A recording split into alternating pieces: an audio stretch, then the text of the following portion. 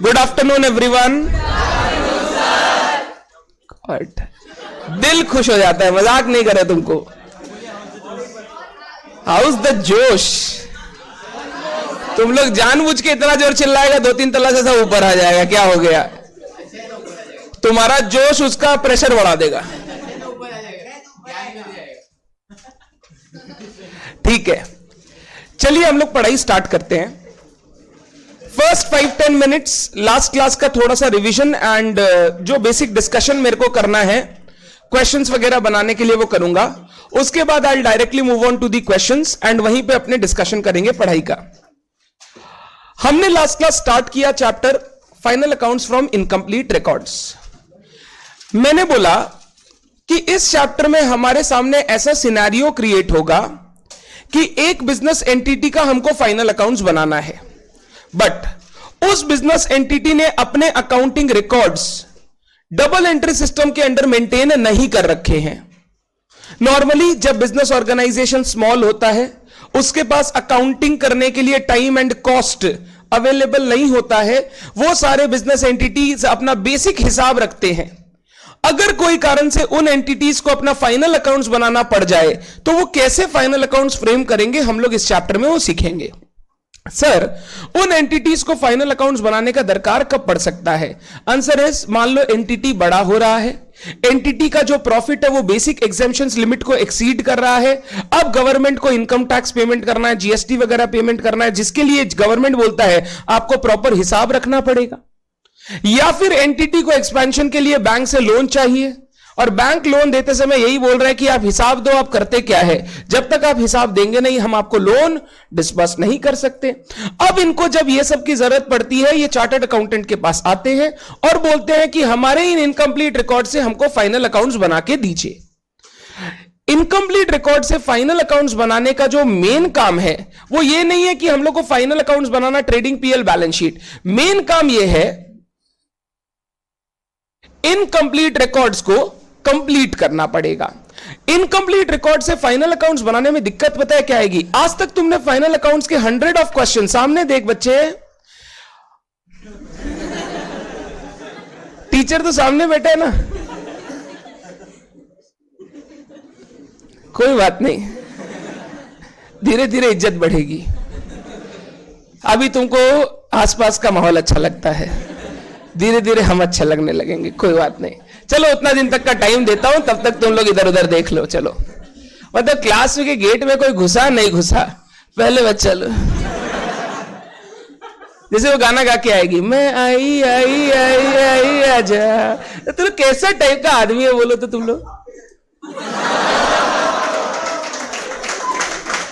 कैसे सही बोला, तुम्हारे उम्र में हम भी यही करते थे, बस अब थोड़ा बदलना पड़ रहा है। क्या 7-8 कर चुके हैं क्या? ठीक है, चलिए आगे सुनिए ना। मैंने बोला इनकम्प्लीट रिकॉर्ड से फाइनल अकाउंट्स बनाते समय, final accounts banana is not a big task for you, क्योंकि आपने 100 ऑफ टाइम्स आपने ट्रेडिंग पीएल और बैलेंस शीट बनाया एक प्रोप्राइटरशिप फर्म का। मेन जो दिक्कत होता है, इन इनकम्प्लीट रिकॉर्ड्स को कंप्लीट करना पड़ेगा, क्योंकि जब तक रिकॉर्ड्स कंप्लीट नहीं होंगे, जो फाइनल अकाउंट्स बनेंगे वो आपको ट्रू इंफॉर्मेशन नहीं दे पाएंगे। और इन इनकम्प्लीट रिकॉर्ड्स को कंप्लीट करने में सबसे बड़ा चैलेंज यही है कि जो इंफॉर्मेशन आपको दी हुई है वो स्कैटर्ड इंफॉर्मेशन है, क्योंकि सामने वाला इंफॉर्मेशन कंप्लीटली रिकॉर्ड कर नहीं रखा है। तो वो बेचारा अपना एस्टीमेट, जजमेंट, एक्सपीरियंस वगैरह निकाल के तुमको कुछ इंफॉर्मेशन दे रहे हैं कि आप इसके बेसिस पे मेरा फाइनल अकाउंट्स बना दो। मोटा मोटी मेरे बिजनेस में यही सब होता है। अब जब तुम वैसे स्कैटर्ड इंफॉर्मेशन से अपना कंप्लीट रिकॉर्ड्स करोगे और फाइनल अकाउंट्स बनाओगे, you will have to face a problem जहां पर आपको जजमेंट्स, एक्सपीरियंस, एस्टिमेशंस की टाइम टू टाइम दरकार पड़ेगी। जो मेन चैलेंज मैंने आपको कल बोला था वो यही है कि टाइम टू टाइम हम लोगों को क्वेश्चन पढ़ते समय या रियल लाइफ में अकाउंटिंग करते समय इन टाइप ऑफ बिजनेस एंटिटीज का जजमेंट्स का दरकार पड़ेगा, बिजनेस की नॉलेज का दरकार पड़ेगा। मेरे को आपको पूरे चैप्टर में सिर्फ वही सिखाना है, मेरे को ट्रेडिंग पीएल बैलेंस शीट नहीं सिखाना, क्योंकि मैं एक्सपेक्ट करता हूं सब बच्चों को यहां पर trading PL balance sheet basic बनाना आता है। Sales, minus cost of good sold, opening purchase closing stock, आ जाता है ग्रॉस प्रॉफिट, ग्रॉस प्रॉफिट से indirect income minus indirect expense, आ जाता है नेट प्रॉफिट, नेट प्रॉफिट को कैपिटल से ऐड करो, एसेट लायबिलिटी दिखाओ, बैलेंस शीट बन गया। यह प्रोसेस सबको आता है। जो पहला वाला स्टेप है ना प्रोसेस का कि अकाउंटिंग रिकॉर्ड्स को कंप्लीट करना है, that is the challenging aspect of the full story. मैंने बोला जब हम लोग यहां पर फाइनल अकाउंट्स बनाएंगे टोटल 2 स्टेप्स रहेंगे, 2 स्टेप। पहला स्टेप रहेगा इनकंप्लीट रिकॉर्ड्स को कंप्लीट करो। दूसरा स्टेप रहेगा जैसे ही अकाउंटिंग रिकॉर्ड्स कंप्लीट हो गए अब इन रिकॉर्ड से फाइनल अकाउंट्स बना लो। बट मैंने आपको बोला हम लोग जब भी दोनों काम करेंगे हम लोग साइमल्टेनियस करेंगे। हम लोग ऐसा नहीं है पहले अकाउंटिंग पर ध्यान देंगे फिर अकाउंटिंग खत्म हो गया तो चल फाइनल अकाउंट्स बनाते हैं, ऐसा टाइप का काम हम लोग नहीं करेंगे। मैंने लास्ट क्लास आपको इतनी दूर तक एक बेसिक आइडिया दिया था कि किस तरीके से हम लोग को इस चैप्टर में आगे बढ़ना है। अब इस चैप्टर में टोटल 2 इश्यूज डिस्कस करने हैं। पहला इश्यू था प्रिपरेशन ऑफ फाइनल अकाउंट जो आज हम लोग करना चालू करेंगे। दूसरा इश्यू है अगर आपके पास फाइनल अकाउंट्स यानी ट्रेडिंग पीएल बनाने का भी मसाला नहीं है और आपको बिजनेस का प्रॉफिट कैलकुलेट करना है तो there is an alternative method of calculating profit which is capital comparison. Compare the opening and closing capital of a business, the difference gives you the profit of the business. ये वाला काम हम लोग को सीखना है बट ये काम आएगा एकदम last class of the chapter में। बिफोर दैट जो फर्स्ट 3 क्लासेस होंगी उसमें अपने को सिर्फ ध्यान देना है कि फाइनल अकाउंट्स हम लोग इनकंप्लीट रिकॉर्ड से कैसे फ्रेम करेंगे। स्टार्ट करें। अब लास्ट क्लास तक जहां तक लिखाया हुआ है वहां तक बेसिक बात समझाया हुआ है। अभी तक मैंने आपको प्रोसीजर नहीं समझाया कि किस तरीके से हम लोग क्वेश्चंस में मूव करेंगे। कुछ बातें बोल रहा हूं, ध्यान से सुनिएगा। पहला बात, हम लोग जब भी कोई क्वेश्चन करेंगे सिंगल एंट्री का जहां पर फाइनल अकाउंट्स बनाना है प्रॉपर, हम लोग कभी भी क्वेश्चन को पूरा नहीं पढ़ेंगे, क्वेश्चन को पूरा नहीं पढ़ेंगे। फर्स्ट लुक में सिर्फ क्वेश्चन में क्या क्या इंफॉर्मेशन प्रोवाइडेड है उसको एनालाइज करेंगे। हो सकता है क्वेश्चन ने आपको एक opening balances of assets and liabilities दिए हो, क्वेश्चन आपको कैश बुक बनाकर दिया हो कि ये सारा ट्रांजैक्शन हो रखा है, क्वेश्चन आपको क्लोजिंग एसेट्स क्लोजिंग लायबिलिटीज का बैलेंसेस देगा, क्वेश्चन आपको कुछ ट्रांजैक्शंस के बारे में बताएगा। सबसे पहले हम लोग इंफॉर्मेशन एनालाइज करेंगे कि क्वेश्चन ने आपको क्या इंफॉर्मेशन दिया है। इस इंफॉर्मेशन को एनालाइज करने के बाद हम लोग क्वेश्चन डायरेक्टली फ्रेम करना चालू करेंगे। पूरा क्वेश्चन थ्योरली पढ़ने का जरूरत नहीं है, सिर्फ इंफॉर्मेशन चेक करना है। अब सिंगल एंट्री के क्वेश्चन को बनाने के लिए टोटल 3 चीजें हमें करनी पड़ेगी। 3 चीजें। सबसे पहले हम लोगों को बनाना पड़ेगा एक opening balance sheet of the entity. कहीं पे भी एडजस्ट करना यार, एक जन 3 जहां 3 है वहां बैठ जाना।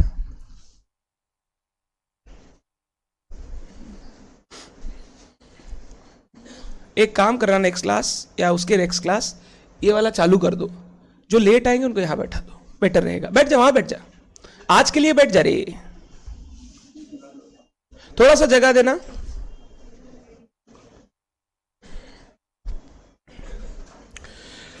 सबसे पहला स्टेप अपना रहेगा बातचीत बंद, बैठने के लिए बातचीत ना करें। सबसे पहला अपना स्टेप रहेगा हम लोग एक ओपनिंग बैलेंस शीट बनाएंगे बिजनेस एंटिटी का। ओपनिंग बैलेंस शीट क्यों बनाना पड़ता है पता है? ओपनिंग कैपिटल कैलकुलेट करने के लिए। होता क्या है, हम लोगों का जो बैलेंस शीट बनता है इस साल का, जब हम लोग ईयर एंड पे ट्रेडिंग पीएल बैलेंस शीट बनाएंगे, आपको भी पता है balance sheet is a cumulative statement. जब मैं इस क्यूमुलेटिव स्टेटमेंट को इस ईयर एंड पे प्रिपेयर करूंगा, मेरे को ओपनिंग बैलेंसेस या ओपनिंग पोजीशन की भी दरकार पड़ेगी कि लास्ट ईयर पोजीशन क्या था एंड उसके कंपैरिजन में इस साल पोजीशन क्या होने वाला है। तो सबसे पहले मेरे को एक ओपनिंग बैलेंस शीट बनाना पड़ेगा टू कैलकुलेट ओपनिंग कैपिटल, क्योंकि क्लोजिंग बैलेंस शीट का सबसे पहला आइटम होता है ओपनिंग कैपिटल, जिससे आप ड्राइंग्स, इंट्रोडक्शन, प्रॉफिट्स वगैरह एडजस्ट करके अपनी क्लोजिंग कैपिटल कैलकुलेट करोगे। तो पहला स्टेप रहेगा कैलकुलेट योर ओपनिंग कैपिटल। अगर क्वेश्चन में ऑलरेडी बैलेंस शीट बना के दे दे तो आपको वापस ये काम करने का जरूरत नहीं है, आप सिर्फ उस बैलेंस शीट को यूज करके अपना काम कर लेना।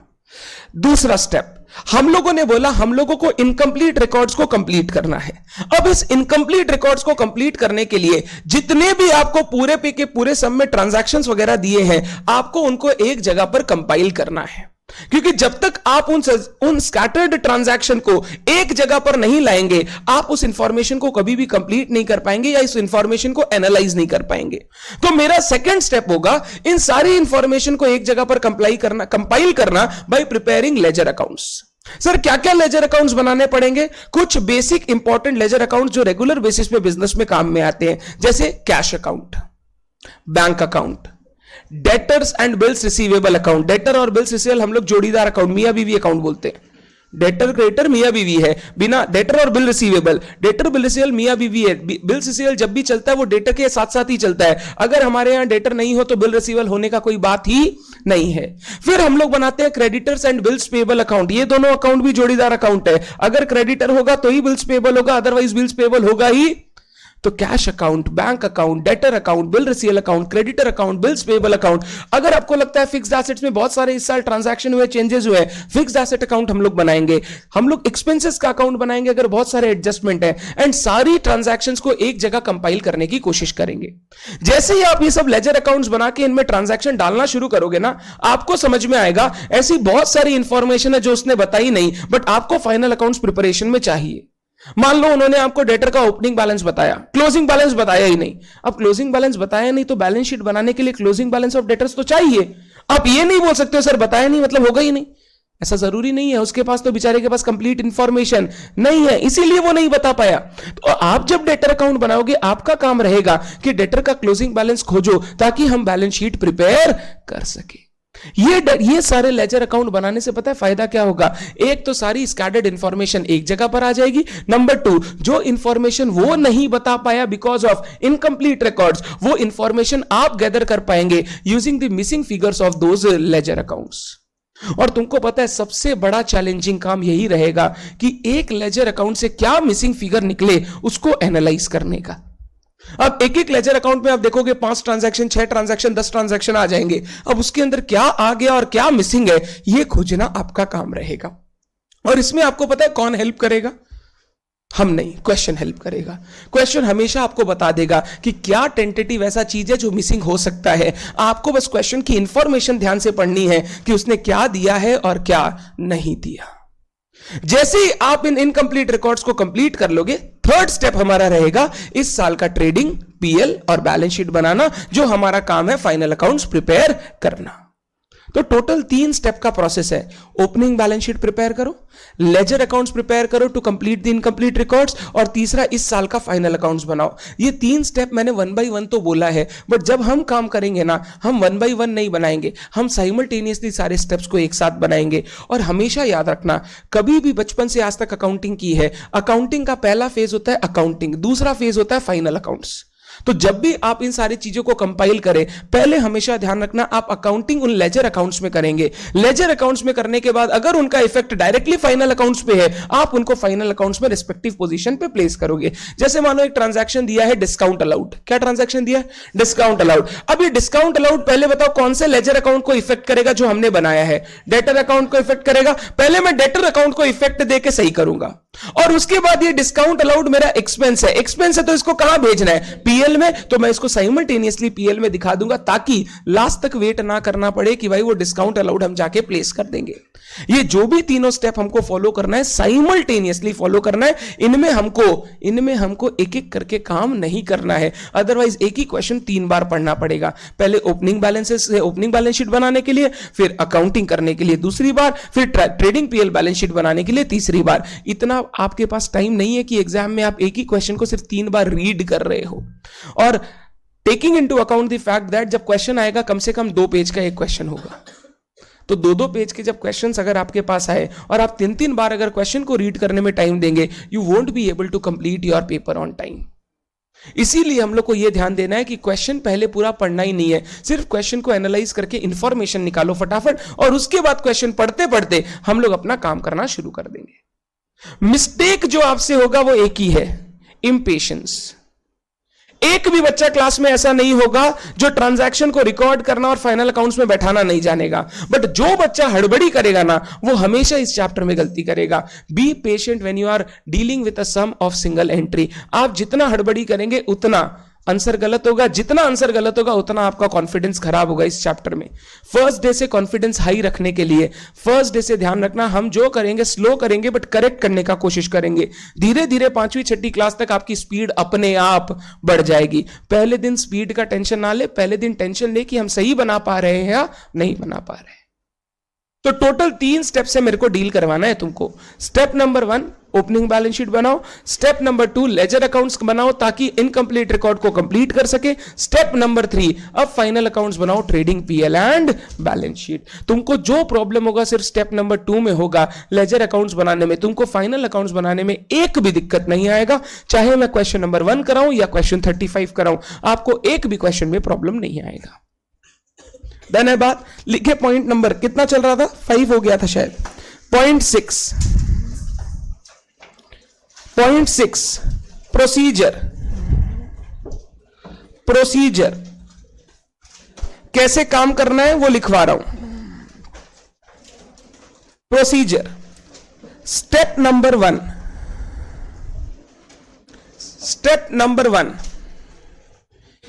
Prepare an opening balance sheet to calculate, बोलो क्या कैलकुलेट करना है, opening capital. Opening balance sheet to calculate opening capital. Opening capital देखो कैसे निकलेगा, opening capital equal to opening assets minus opening liabilities. मैंने कैपिटल को नेट एसेट अप्रोच से समझाया था। अगर टोटल एसेट में से बाहर वालों का लायबिलिटी हटा दिया जाए तो जो एसेट बचेगा वो सारा किसका है, ओनर का है। और ओनर वाले एसेट को ही हम लोग क्या बोलते हैं, कैपिटल बोलते हैं। तो हम लोग जब ओपनिंग बैलेंस शीट बनाएंगे, हमारे पास एसेट्स की डिटेल होगी, हमारे पास लायबिलिटीज की डिटेल होगी। एसेट माइनस लायबिलिटी जब करूंगा तो अपने आप हमारा क्या निकल जाएगा, कैपिटल निकल जाएगा। ये हमारा पहला स्टेप रहेगा। सुन, 2 केस में ये काम करने का जरूरत नहीं है। नंबर 1, जब क्वेश्चन खुद से ही ओपनिंग कैपिटल का वैल्यूज वगैरह निकाल के दे दे, बना के दे दे तुमको। नंबर 2, अगर ये फर्स्ट ईयर ऑफ ऑपरेशन है और पहली बार अकाउंटिंग से फाइनल अकाउंट्स बनाया जा रहा है, तुमको पता है अगर फर्स्ट ईयर ऑफ ऑपरेशन हो, फर्स्ट ईयर, तो कोई opening balance of assets liabilities नहीं होंगे। उस केस में आपको ओपनिंग बैलेंस शीट अलग से बनाने का जरूरत नहीं है। वो जो इंट्रोड्यूस किया शुरू में वही ओपनिंग कैपिटल हो गया। उसको हम लोग करंट ईयर का इंट्रोडक्शन बोल देते हैं। आप चाहो तो उसको ओपनिंग कैपिटल बोल दो, बट उसके लिए आपको इतना स्टेटमेंट प्रिपेयर करने का जरूरत नहीं है। You will be able to see it in the question itself. आपको क्वेश्चन में दिख जाएगा वो। Step number 2, prepare the following ledger accounts, prepare the following ledger accounts to complete the incomplete records. To complete the incomplete records. Incomplete records मतलब आधा अधूरा बात बताया है। तुमको फाइनल अकाउंट्स बनाने के लिए सारा बात पता होना चाहिए, तो वो कंप्लीट करने के लिए हम लोग को ये लेजर अकाउंट्स बनाना पड़ेगा। और इन लेजर अकाउंट से पता है हमको क्या मिलना शुरू होगा, मिसिंग फिगर्स। जो फिगर उन्होंने नहीं बताए हम लेजर अकाउंट से कैलकुलेट करेंगे। क्या क्या लेजर अकाउंट बनाना है ध्यान से लिखें। Number 1, cash account and bank account. अगर दोनों की अलग अलग इंफॉर्मेशन दी है तो 2 अलग अलग अकाउंट बनाओ, कैश अकाउंट अलग, बैंक अकाउंट अलग। दोनों का कंबाइंड इंफॉर्मेशन दिया हुआ है तो एक ही बना लो, कैश एंड बैंक अकाउंट। 2 बनाने का जरूरत नहीं है। अब 2 जब अलग अलग बनाना हो, आप चाहो तो अकाउंट फॉर्म में बना लो या डबल कॉलम कैश बुक के फॉर्म में बना लो। कैश बुक बनाया, एक कॉलम कैश और दूसरा कॉलम बैंक। जैसे आपको सुविधा हो वैसे बना सकते हो, उसमें कोई रूल नहीं है। Next number B, debtors account. बताओ इसकी जोरू कौन, bills receivable account. Number C, creditors account. बताओ इसकी वाली कौन, बिल्स पेबल अकाउंट। ये हमेशा साथ साथ चलेंगे। Number D, fixed asset account. अगर तुमको लगे इंफॉर्मेशन बहुत ज्यादा दी हुई है, तुम ये प्रिपेयर करके फिक्स्ड एसेट को एनालाइज कर लेना। कोई मिसिंग फिगर हो तो कैलकुलेट करके फाइनल अकाउंट्स में प्लेस कर देना। नंबर ई, एक्सपेंसेस अकाउंट। अगर तुमको लगे बहुत आउटस्टैंडिंग प्रीपेड वगैरह दिया हुआ है तो अगर मान लो एक ही आउटस्टैंडिंग दिया हुआ है तो कुछ करने का जरूरत नहीं है, सीधा पीएल में ऐड लेस करके आउटस्टैंडिंग को बैलेंस शीट में बैठा देना, बार बार अकाउंट बनाने का जरूरत। ये मैं अकाउंट तब बोल रहा हूं जब आपको लगे कि आपको जरूरत है। लास्ट दो अकाउंट फिक्स्ड एसेट और एक्सपेंसेस, ये आप चाहो तो डायरेक्टली अपने मन पे कैलकुलेट कर सकते हो, वर्किंग नोट बनाएंगे, स्टेटमेंट फॉर्म में बना देंगे फटाफट, या चाहो तो अकाउंट बना के भी प्रेजेंट कर सकते हो। ये दोनों अकाउंट बनाना है कि नहीं बनाना वो क्वेश्चन की इंफॉर्मेशन पर डिपेंड करता है, क्वेश्चन में कितना डीप इंफॉर्मेशन इनके बारे में दिया हुआ है। तो मैंने दूसरा स्टेप बोला हम लोग को कुछ लेजर अकाउंट्स बनाना होगा। स्टेप नंबर 3 बोलो मेन काम क्या है? Prepare final accounts. अब फाइनल अकाउंट्स अगर प्रोप्राइटरशिप का बनाओगे तो क्या क्या बनाना पड़ेगा? ट्रेडिंग एंड पीएल अकाउंट और दूसरा balance sheet. Trading and PL account and दूसरा बैलेंस शीट। बस इतना सा काम हम लोगों को करना है सिंगल एंट्री के हर क्वेश्चन में। अब ये काम करने में ना सबसे जो इंपॉर्टेंट प्रॉब्लम तुमको अराइज होगा सिर्फ इस स्टेप में होगा, और इस स्टेप में भी बोल दो ट्रांजैक्शन को कंपाइल करने में प्रॉब्लम नहीं होगा, कंपाइल करने के बाद एनालाइज जब करना होगा ना कि क्या फिगर मिसिंग है, उसमें तुमको सबसे ज्यादा दिक्कत होगा। और पता है बच्चा क्या प्रॉब्लम करता है? बच्चा हड़बड़ी में अजम्पशन लेना शुरू कर देता है कि यार ये नहीं मिल रहा है, इसको ये मान ले, ये ऐसे निकाल ले। वो जो अजम्पशन वाला बात है ना, उस मन को थोड़ा सा कंट्रोल करना। अजम्पशन मैं कोई भी चीज का तब तक नहीं लेने दूंगा जब तक मेरे क्वेश्चन में डेडलॉक ना हो जाए कि अब बिना अजम्पशन के मैं आगे नहीं बढ़ सकता। मैं तभी अजम्पशन लूंगा, अदरवाइज मैं अजम्पशन कभी भी नहीं लूंगा क्वेश्चन में। क्वेश्चन मेरे को इंफॉर्मेशन देगा, वो हिंट्स भी देगा, हमको सिर्फ उन इंफॉर्मेशन और हिंट्स को खोजना है। डन है क्या बात? ये हमारा काम रहेगा पहले पार्ट ऑफ द चैप्टर में जब मैं फाइनल अकाउंट्स बनाऊंगा। स्टार्ट करें फाइनल अकाउंट्स बनाना। हम लोग पहला क्वेश्चन स्टार्ट करेंगे, क्वेश्चन नंबर 4। 1 2 3 शायद मैंने करवा दिया था। Question number 4, page number 4। सारे बच्चे पेशेंस रखेंगे, हड़बड़ाएंगे नहीं। हर्ष हड़बड़ाना नहीं है। हाँ बिल्कुल, गलती बोलेगा ना मार खाएगा, मुटके मारेंगे तेरे को।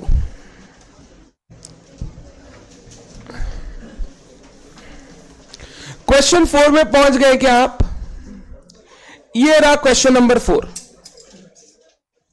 पहला question for preparation of final accounts. पढ़ना शुरू करें। टोटल 2 क्वेश्चन बनाना है रे।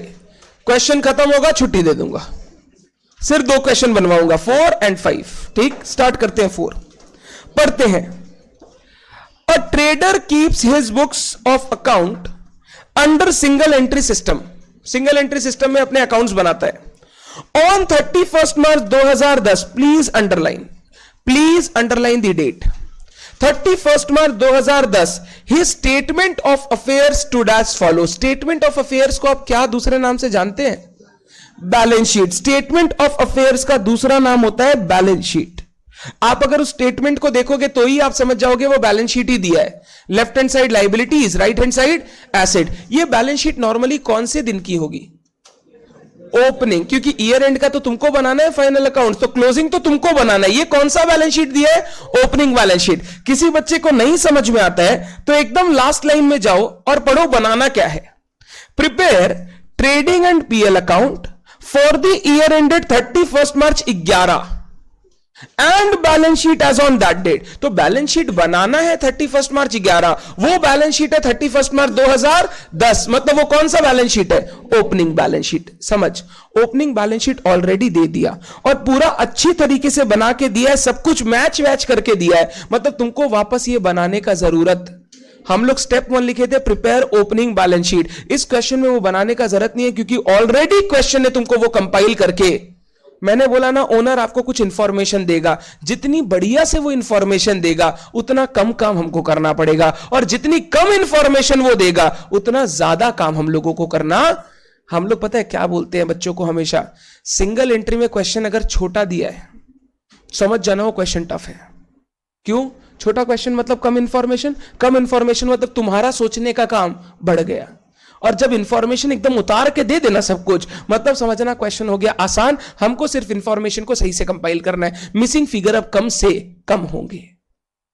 तो जब क्वेश्चन में सब कुछ खोल के बोल दे तब तो वो नॉर्मल फाइनल अकाउंट से जैसा बचपन में बनाते थे, और जब क्वेश्चन में सब कुछ छुपाने लग जाए तभी तो टेंशन शुरू होगा। तो इस क्वेश्चन में सबसे अच्छा बात यह है कि ओपनिंग कैपिटल ऑलरेडी दिया हुआ है, बट ओपनिंग बैलेंस शीट को देख के मेरे को यह जज करना चाहिए कि मेरे को कौन कौन से अकाउंट बनाने चाहिए ताकि मैं पूरी अकाउंटिंग इंफॉर्मेशन को कंपाइल कर सकूं। एसेट साइड को देखेंगे पहले। एसेट साइड को फर्नीचर, फिक्सचर एंड फिटिंग्स, मेरे हिसाब से अकाउंट बनाने की जरूरत नहीं है। परचेज सेल वगैरह हुआ तो हम लोग डील कर लेंगे, नहीं डील कर पाओगे तो मैं अकाउंट बनवा दूंगा लास्ट में, बट ये मैंडेटरी नहीं कि फर्नीचर का अकाउंट बनाए। मान लो नीचे जाके सिर्फ बोला 10% डेप्रीसिएशन चार्ज कर दो, तो 1 लाख पे 10% चार्ज करेंगे, 90,000 बैलेंस शीट, 10,000 पीएल डेप्रीसिएशन हो गया, बात खत्म हो गया। तो फर्नीचर का अकाउंट बनाने का हर बार जरूरी नहीं है। दूसरा, स्टॉक, मेरे को बताओ कि स्टॉक अकाउंट बनाए हो आज तक? स्टॉक अकाउंट तुमको पता है ट्रेडिंग अकाउंट को स्टॉक अकाउंट बोलते हैं, इसीलिए तुमने आज तक नहीं बनाया। ट्रेडिंग अकाउंट में हम लोग दिखाते क्या है, कहां से स्टॉक आया और स्टॉक बेचा, और उसी का डिफरेंस क्या होता है, जीपी होता है। तो ट्रेडिंग अकाउंट में सीधा स्टॉक आता है, स्टॉक के लिए अलग से अकाउंट बनाने का जरूरत नहीं है। तीसरा देखो क्या है, डेटर अकाउंट। क्या डेटर अकाउंट बनाना पड़ेगा सर? हां सर, इसकी इंफॉर्मेशन कंपाइल करनी पड़ेगी क्योंकि इसमें बहुत बातें हो सकती है जो मेरे ट्रेडिंग पीएल और बैलेंस शीट को इफेक्ट करे। तो मैं पहला अकाउंट बनाऊंगा डेटर अकाउंट, फर्स्ट अकाउंट, ये मेरे वर्किंग नोट्स में बनेंगे। अब डेटर के नीचे देखो नेक्स्ट अकाउंट क्या दिया हुआ है, बिल्स रिसीवेबल। मैंने बोला ये दोनों एक साथ बनेंगे, तो नंबर 2 ये भी बनाना है। तीसरा दिया है अनएक्सपायर्ड इंश्योरेंस, इसको दूसरे नाम से बोलो तो प्रीपेड। हम लोगों को खाली एडलेस करके पीएल में दिखाना है, एक बार अकाउंट नहीं बना रहा हूं। अगर आउटस्टैंडिंग वगैरह भी रहा ना तो मैं क्या करूंगा, अकाउंट बना के कंपाइल कर लूंगा ताकि प्लस माइनस में गलती ना हो, बट एक बार इसका अकाउंट अलग से बनाने की जरूरत नहीं है। नंबर 4 देखो क्या है, नेक्स्ट देखो cash in hand at bank. इसका तो अकाउंट बनाना पड़ेगा क्योंकि ये ऐसा अकाउंट है जो सारे दूसरे अकाउंट को इफेक्ट करेगा। तो number 3 cash and bank account. Very good, वो 2 मिनट बाद जाएंगे, अभी मैं तो बैलेंस शीट ही देख पा रहा हूं, मैं तो नीचे नहीं जा रहा हूं। कैश एंड बैंक अकाउंट बनाना है, ये हमने बात की। अब नीचे जब दीदी गए ना, दीदी को दिखा कैश बुक ऑलरेडी दिया हुआ है तो मैं काट दूंगा, नहीं बनाएंगे। अगर वो दे दे तो मेरे को बनाने का जरूरत, अभी तो मैं एनालाइज कर रहा हूं सिर्फ बैलेंस शीट से क्या क्या बनाना पड़ सकता है। लायबिलिटी में आओ, क्रेडिटर, बिल्स पेएबल, ये दोनों तो बनाना पड़ेगा भाई, बहुत सारी इंफॉर्मेशन रहती है। आउटस्टैंडिंग एक्सपेंस भी दिया हुआ है, एक साइड प्रीपेड इंश्योरेंस दिया हुआ है, एक साइड आउटस्टैंडिंग एक्सपेंस दिया हुआ है। सुनना, अगर इंश्योरेंस और एक्सपेंस अलग अलग हो, अलग अलग, तब तो इजीली हम एडलेस करके निकाल लेंगे, बट अगर दोनों एक साथ दे दिया तो मैं क्या करूंगा ना, एक अकाउंट बना लूंगा, उसमें आउटस्टैंडिंग और प्रीपेड ओपनिंग क्लोजिंग बैलेंस लिख के अपना पीएल वाला अमाउंट कैलकुलेट कर लूंगा। तो मैं इसके लिए बाद में चेक करूंगा कि मेरे को अकाउंट बनाना है या नहीं बनाना। कैपिटल का अकाउंट अलग से नहीं बनाना क्योंकि वो हम लोग क्लोजिंग बैलेंस शीट में opening capital plus introduction minus drawings वगैरह करके वहीं दिखा देंगे, अलग से अकाउंट बनाने का जरूरत। तो यहां तक मेरे को देख के समझ में आया ओपनिंग बैलेंस शीट नहीं बनाना है। इंफॉर्मेशन को कंपाइल करने के लिए मेरे को debtor bill receivable, creditor bills payable और कैश एंड बैंक अकाउंट बनाने की जरूरत पड़ेगी। आगे देखो क्या दिया हुआ है, कैश बुक का समरी दिया हुआ है, तुमको कैश बुक बना के दिया। एक बार देखो तो प्रॉपरली बैलेंस वैलेंस करके दिया है क्या? प्रॉपरली बैलेंस वैलेंस करके दिया, मतलब ऑलरेडी कैश बुक बना के दे दिया। अगर कैश बुक बना के दे दिया तो ये कैश एंड बैंक अकाउंट बनाने की जरूरत, एक बार चेक करो तो जो ओपनिंग बैलेंस बैलेंस शीट में लिखा है, क्या अकाउंट का भी ओपनिंग बैलेंस सेम दिया है कि कुछ गलती किया है? सेम दिया है, मतलब ये और ये बैलेंस ऑलरेडी सब कंपाइल करके मैच करके दिया हुआ है, मतलब मेरे को वापस कैश अकाउंट बनाने की जरूरत। जब ऑलरेडी क्वेश्चन दे दिया बना के, हम लोग नहीं बनाएंगे, हम लोग तो वो बनाएंगे जो उन्होंने बनाया नहीं है। आगे चलता हूं, नीचे कुछ इंफॉर्मेशन दिया है, discount allowed, discount received, bill endorse, fire insurance, furniture fixture का डेप्रीसिएशन, ये सब इंफॉर्मेशन आपको दिया है ताकि आप एडजस्टमेंट्स वगैरह कर सको। लास्ट में देखो टेबल में क्या दिया हुआ है, you are also informed about the balances on 31 March 2011, यानी कौन सा डेट का बैलेंस? क्लोजिंग। ये क्लोजिंग डेट का बैलेंसेज ऑफ एसेट लायबिलिटी क्या काम आएगा पता है? क्लोजिंग बैलेंस शीट को बनाने के लिए और कंप्लीट करने के लिए। आपको 5 ठो दिया है, नीचे आउटस्टैंडिंग एक्सपेंस भी दिया है। तुम्हारी बुक का नेक्स्ट पेज में देखो, पहला आइटम दिखता नहीं है नॉर्मली, आउटस्टैंडिंग एक्सपेंस दिया हुआ है, डन है ना? आउटस्टैंडिंग एक्सपेंस दिया हुआ है, क्लोजिंग भी, और आउटस्टैंडिंग एक्सपेंस ओपनिंग भी दिया हुआ था।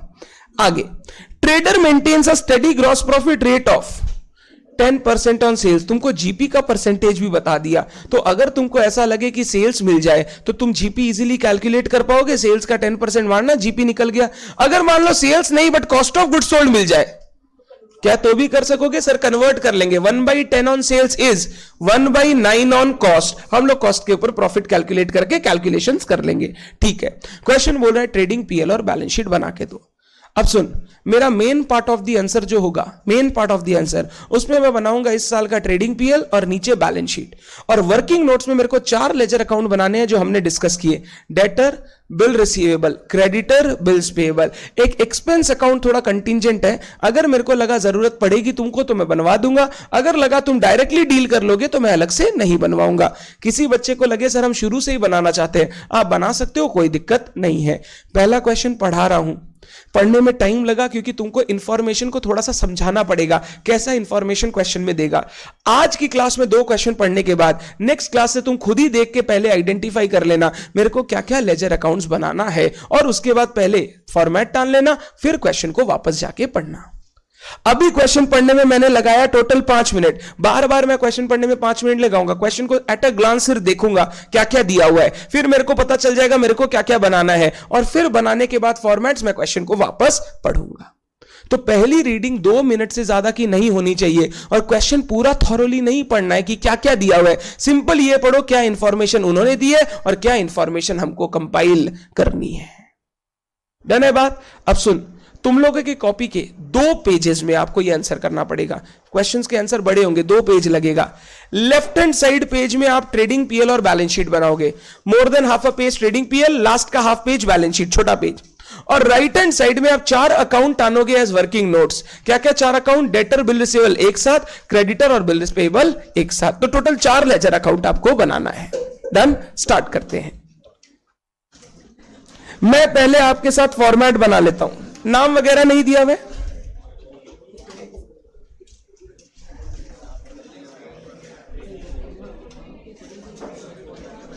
क्या हो गया? बातचीत अचानक स्टार्ट क्यों हो गया रे? फॉर्मेट बनाना पसंद नहीं है क्या? इंस्टीट्यूट को लिखते हैं हम लोग कि पेपर में ऑलरेडी फॉर्मेट बना के दे दिया करो, फिर हम बताते हैं तुमको।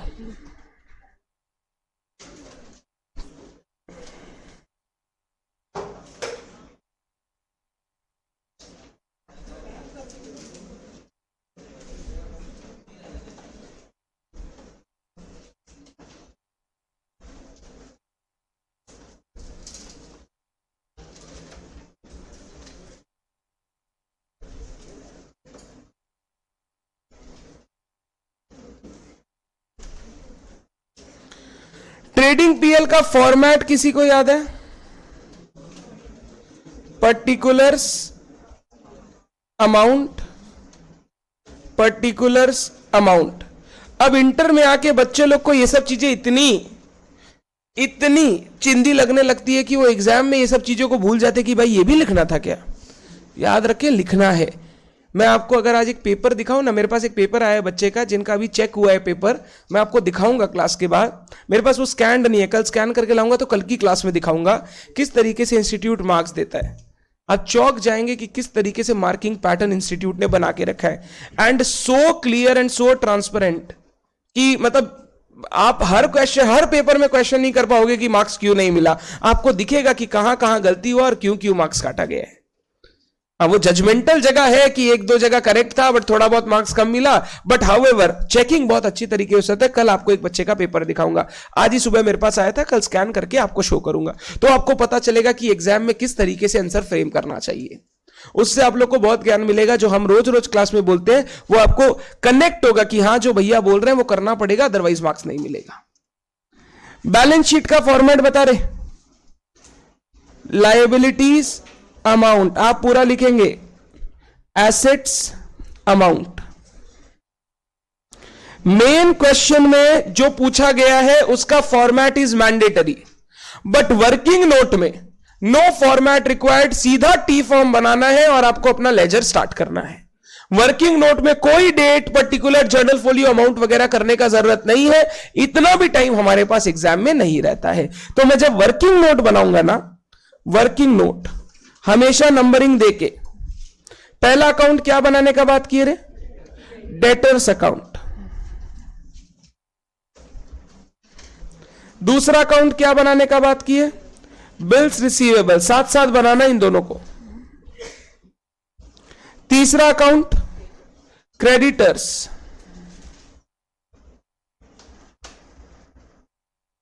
चौथा अकाउंट बिल्स पेएबल। ये चार मेन अकाउंट है जो हम बना रहे हैं। एक्सपेंस अभी बना नहीं रहा, जरूरत पड़ेगी तो बना दूंगा।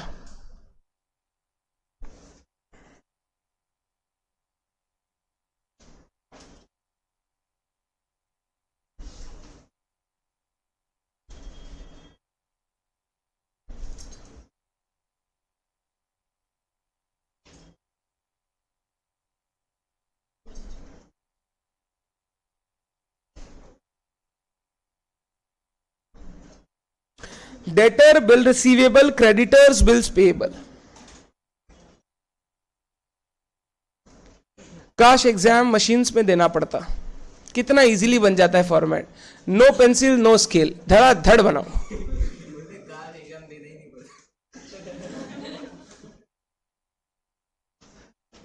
ठीक है, कोई बात नहीं।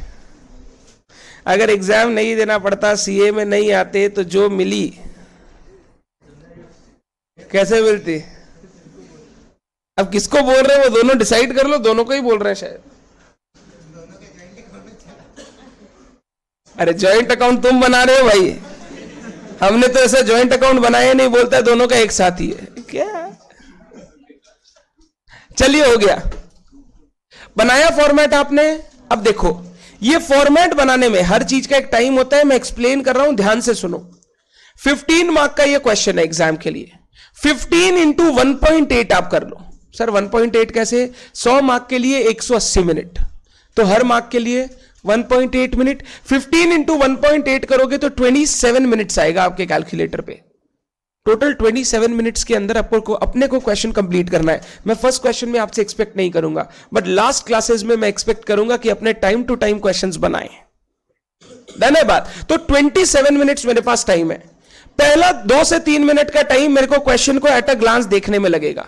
फिर 2 से 3 मिनट का टाइम मेरे को ये फॉर्मेट बनाने में लगेगा। 2 से 3 मिनट से टाइम एक्सीड नहीं होना चाहिए, ध्यान रखिएगा। आप जितना इन चीजों में टाइम वेस्ट करेंगे, उतना ज्यादा आपका एग्जाम का टाइम लॉस होगा। बट सर क्या फॉर्मेट नहीं बनाते फिर तो ऐसे ही चालू कर देते? वो भी नहीं। एक बेसिक आपको अंडरस्टैंडिंग रखनी होगी कि इतना मिनिमम काम तो हमको करना ही है। तो 5 मिनट आपको लगेगा 27 मिनट में से, जो नॉर्मली मैं बोलूं अनप्रोडक्टिव रहेगा, जिसका क्वेश्चन से रिलेटेड कोई काम नहीं है। अब मेन काम शुरू होता है और हमको 22 मिनट के अंदर क्वेश्चन कंप्लीट करना है। पढ़ना स्टार्ट करें क्वेश्चन। क्योंकि मैंने क्वेश्चन ऑलरेडी अच्छे से नहीं पढ़ा, मैं क्या करूंगा, वापस फर्स्ट लाइन से क्वेश्चन पढ़ूंगा और एक एक इंफॉर्मेशन जगह पे बैठाते जाऊंगा। स्टेप सुन लो। पहला स्टेप रहेगा अकाउंटिंग, दूसरा स्टेप रहेगा final accounts. Direct final accounts में जाने की गलती करोगे, हर बार इंफॉर्मेशन छूट जाएगी। पहले अकाउंट्स में बैठाना, फिर फाइनल अकाउंट्स में जाना। स्टार्ट करें पढ़ना। स्टार्ट करता हूं question. Trader keeps his books of accounts under single entry system on 31 March 2010, यानी ओपनिंग बैलेंस शीट दिया हुआ है। सबसे पहले लाइबिलिटी साइड का फर्स्ट पॉइंट पढ़ो। बैलेंस शीट का लाइबिलिटी साइड का फर्स्ट पॉइंट क्या दिया हुआ है? क्रेडिटर का ओपनिंग बैलेंस। क्या आपने कोई क्रेडिटर अकाउंट बनाया है? बनाया है। अगर क्रेडिटर अकाउंट बनाया है तो क्रेडिटर अकाउंट में ओपनिंग बैलेंस लिखें। कैसे लिखेंगे सर? By balance BD. जिनको डेट देने का इच्छा है ओपनिंग बैलेंस में, वो डेट दे सकते हैं, कोई फर्क नहीं पड़ेगा उससे। कितना रुपए का क्रेडिटर है? 5,80,000।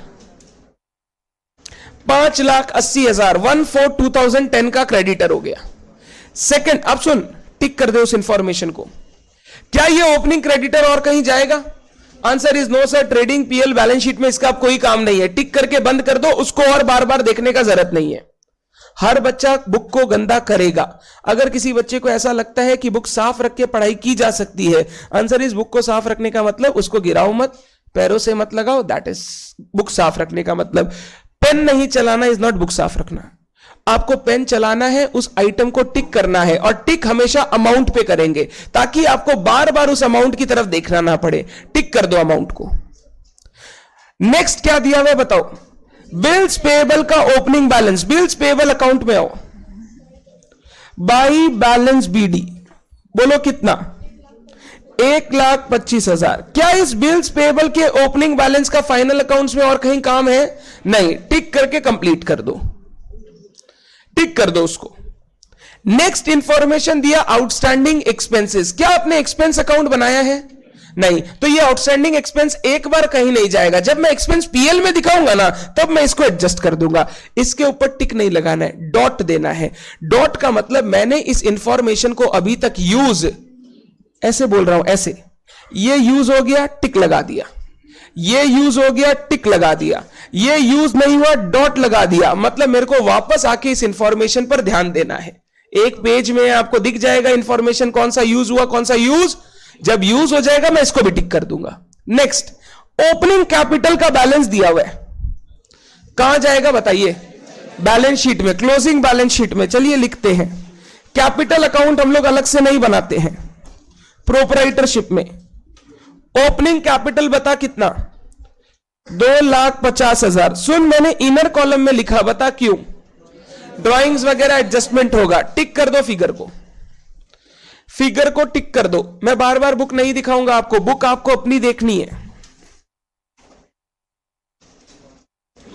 Next, furniture. क्या हमने कोई अकाउंट बनाया है? नहीं बनाया। एक बार डॉट करके छोड़ दो, बाद में यूज करूंगा। ओपनिंग स्टॉक ट्रेडिंग अकाउंट में जाएगा। चलो ट्रेडिंग अकाउंट में दिखा दो। टू ओपनिंग स्टॉक कितना रुपया बता? 6,10,000। क्या इस ओपनिंग स्टॉक का और कोई काम है? नहीं है। टिक करके छोड़ दो।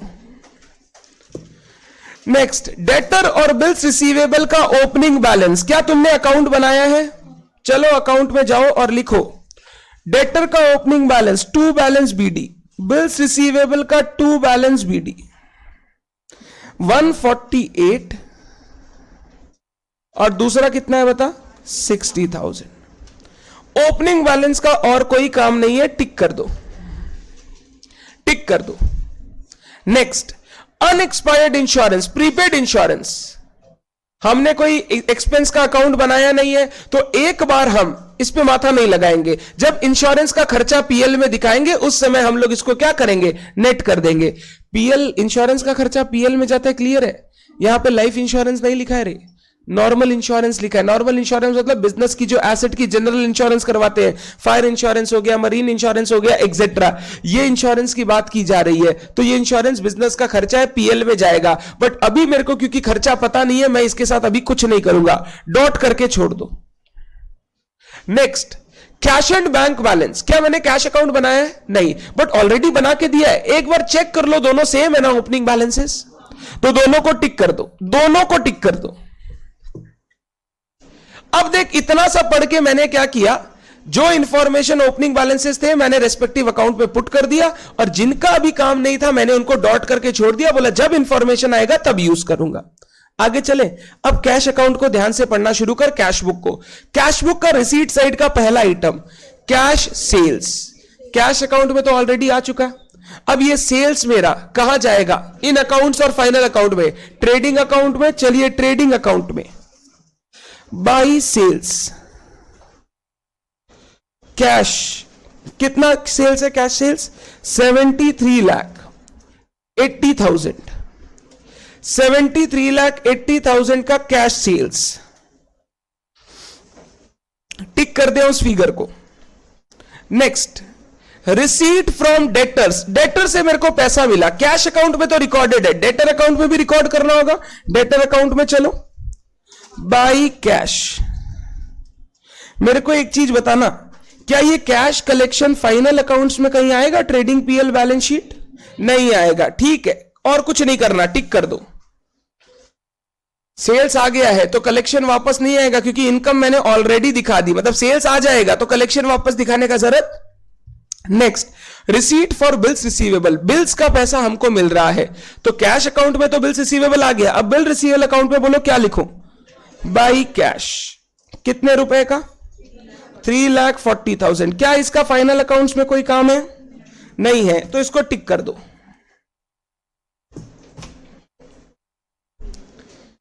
रिसीट साइड खत्म हो गया, पेमेंट साइड में आओ। Payment to trade creditor, creditor को मैंने पेमेंट किया, क्रेडिटर अकाउंट में बोलो क्या लिखूं, लायबिलिटी कम हो जाएगा, टू कैश कितना रुपया, 75,07,000, टिक कर दो। बिल्स पेएबल 8,15,000 पेमेंट किया है मैंने, तो बिल पेएबल वाला लायबिलिटी कम हो जाएगा, वापस बताओ क्या लिखूं, टू कैश 8,15,000।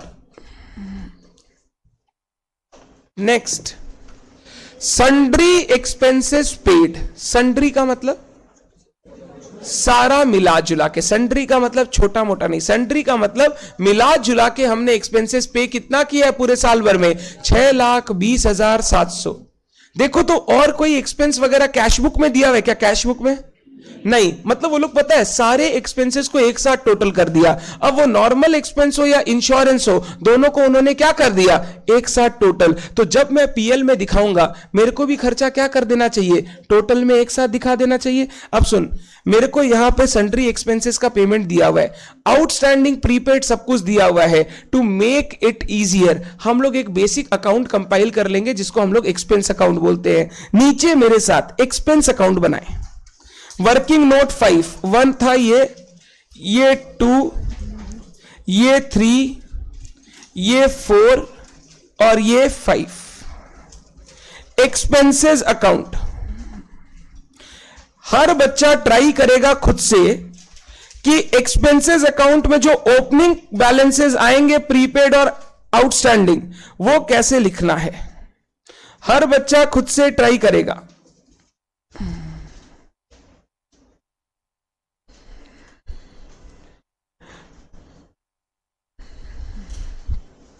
प्रीपेड एक्सपेंस में किस तरीके से लिखूं, प्रीपेड मेरे लिए क्या है, एसेट, एसेट का बैलेंस कैसे लिखूं, टू बैलेंस बीडी, नीचे लिखता हूं ओपनिंग अनएक्सपायर्ड इंश्योरेंस, कितना था रे, 2,000।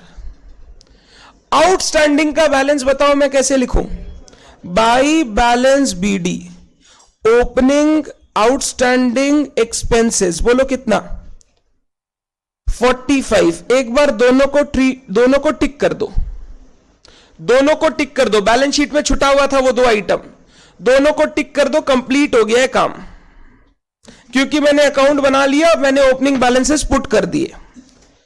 अब हमको कैश बुक में क्या इंफॉर्मेशन दिया हुआ था रे, expenses paid, journal entry, expense to cash कितना रुपया, 6,20,700, टिक कर देता हूं, 6,20,700। अभी हड़बड़ी मत कीजिएगा अकाउंट बंद करने में, क्लोजिंग बैलेंसेस भी आएंगे फिर जाके अकाउंट बंद होगा। तो अभी मैंने खाली इंफॉर्मेशन रिकॉर्ड कर ली कि एक्सपेंस पे हुआ है 6,20,700।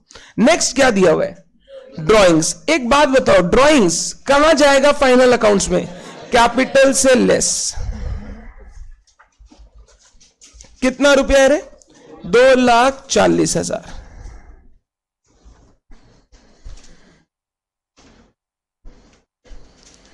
आगे चले, last information, cash and bank का क्लोजिंग बैलेंस दिया हुआ है। ये क्लोजिंग बैलेंस मेरा एसेट है, बैलेंस शीट में जाएगा, चलो लिख देते हैं कैश एंड बैंक।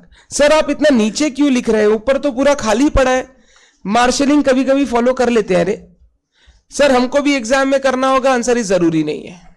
अगर तुम कैश एंड बैंक को एकदम ऊपर भी लिख दोगे उससे कोई फर्क नहीं पड़ेगा, ना मार्क्स में फर्क पड़ेगा ना आंसर में फर्क पड़ेगा। तो अगर आप मार्शलिंग नहीं करना चाहते हो बिल्कुल भी, उसमें भी दिक्कत नहीं है, but to the extent possible मैं हमेशा बोलता हूं कर लेना चाहिए। जितना तुमको ज्ञान है उतना अगर सामने वाले को दिखाओगे तो सामने वाले को भी लगेगा तुम कुछ जानते हो। तो मैंने कैश एंड बैंक परमानेंस के हिसाब से एकदम नीचे दिखा दिया, ऊपर फिक्स्ड एसेट वगैरह दिखाऊंगा। डन, मेरा कैश बुक पूरा का पूरा कंप्लीट हो गया। देख एक भी फिगर नहीं बचा, सारा एक जगह ले आए।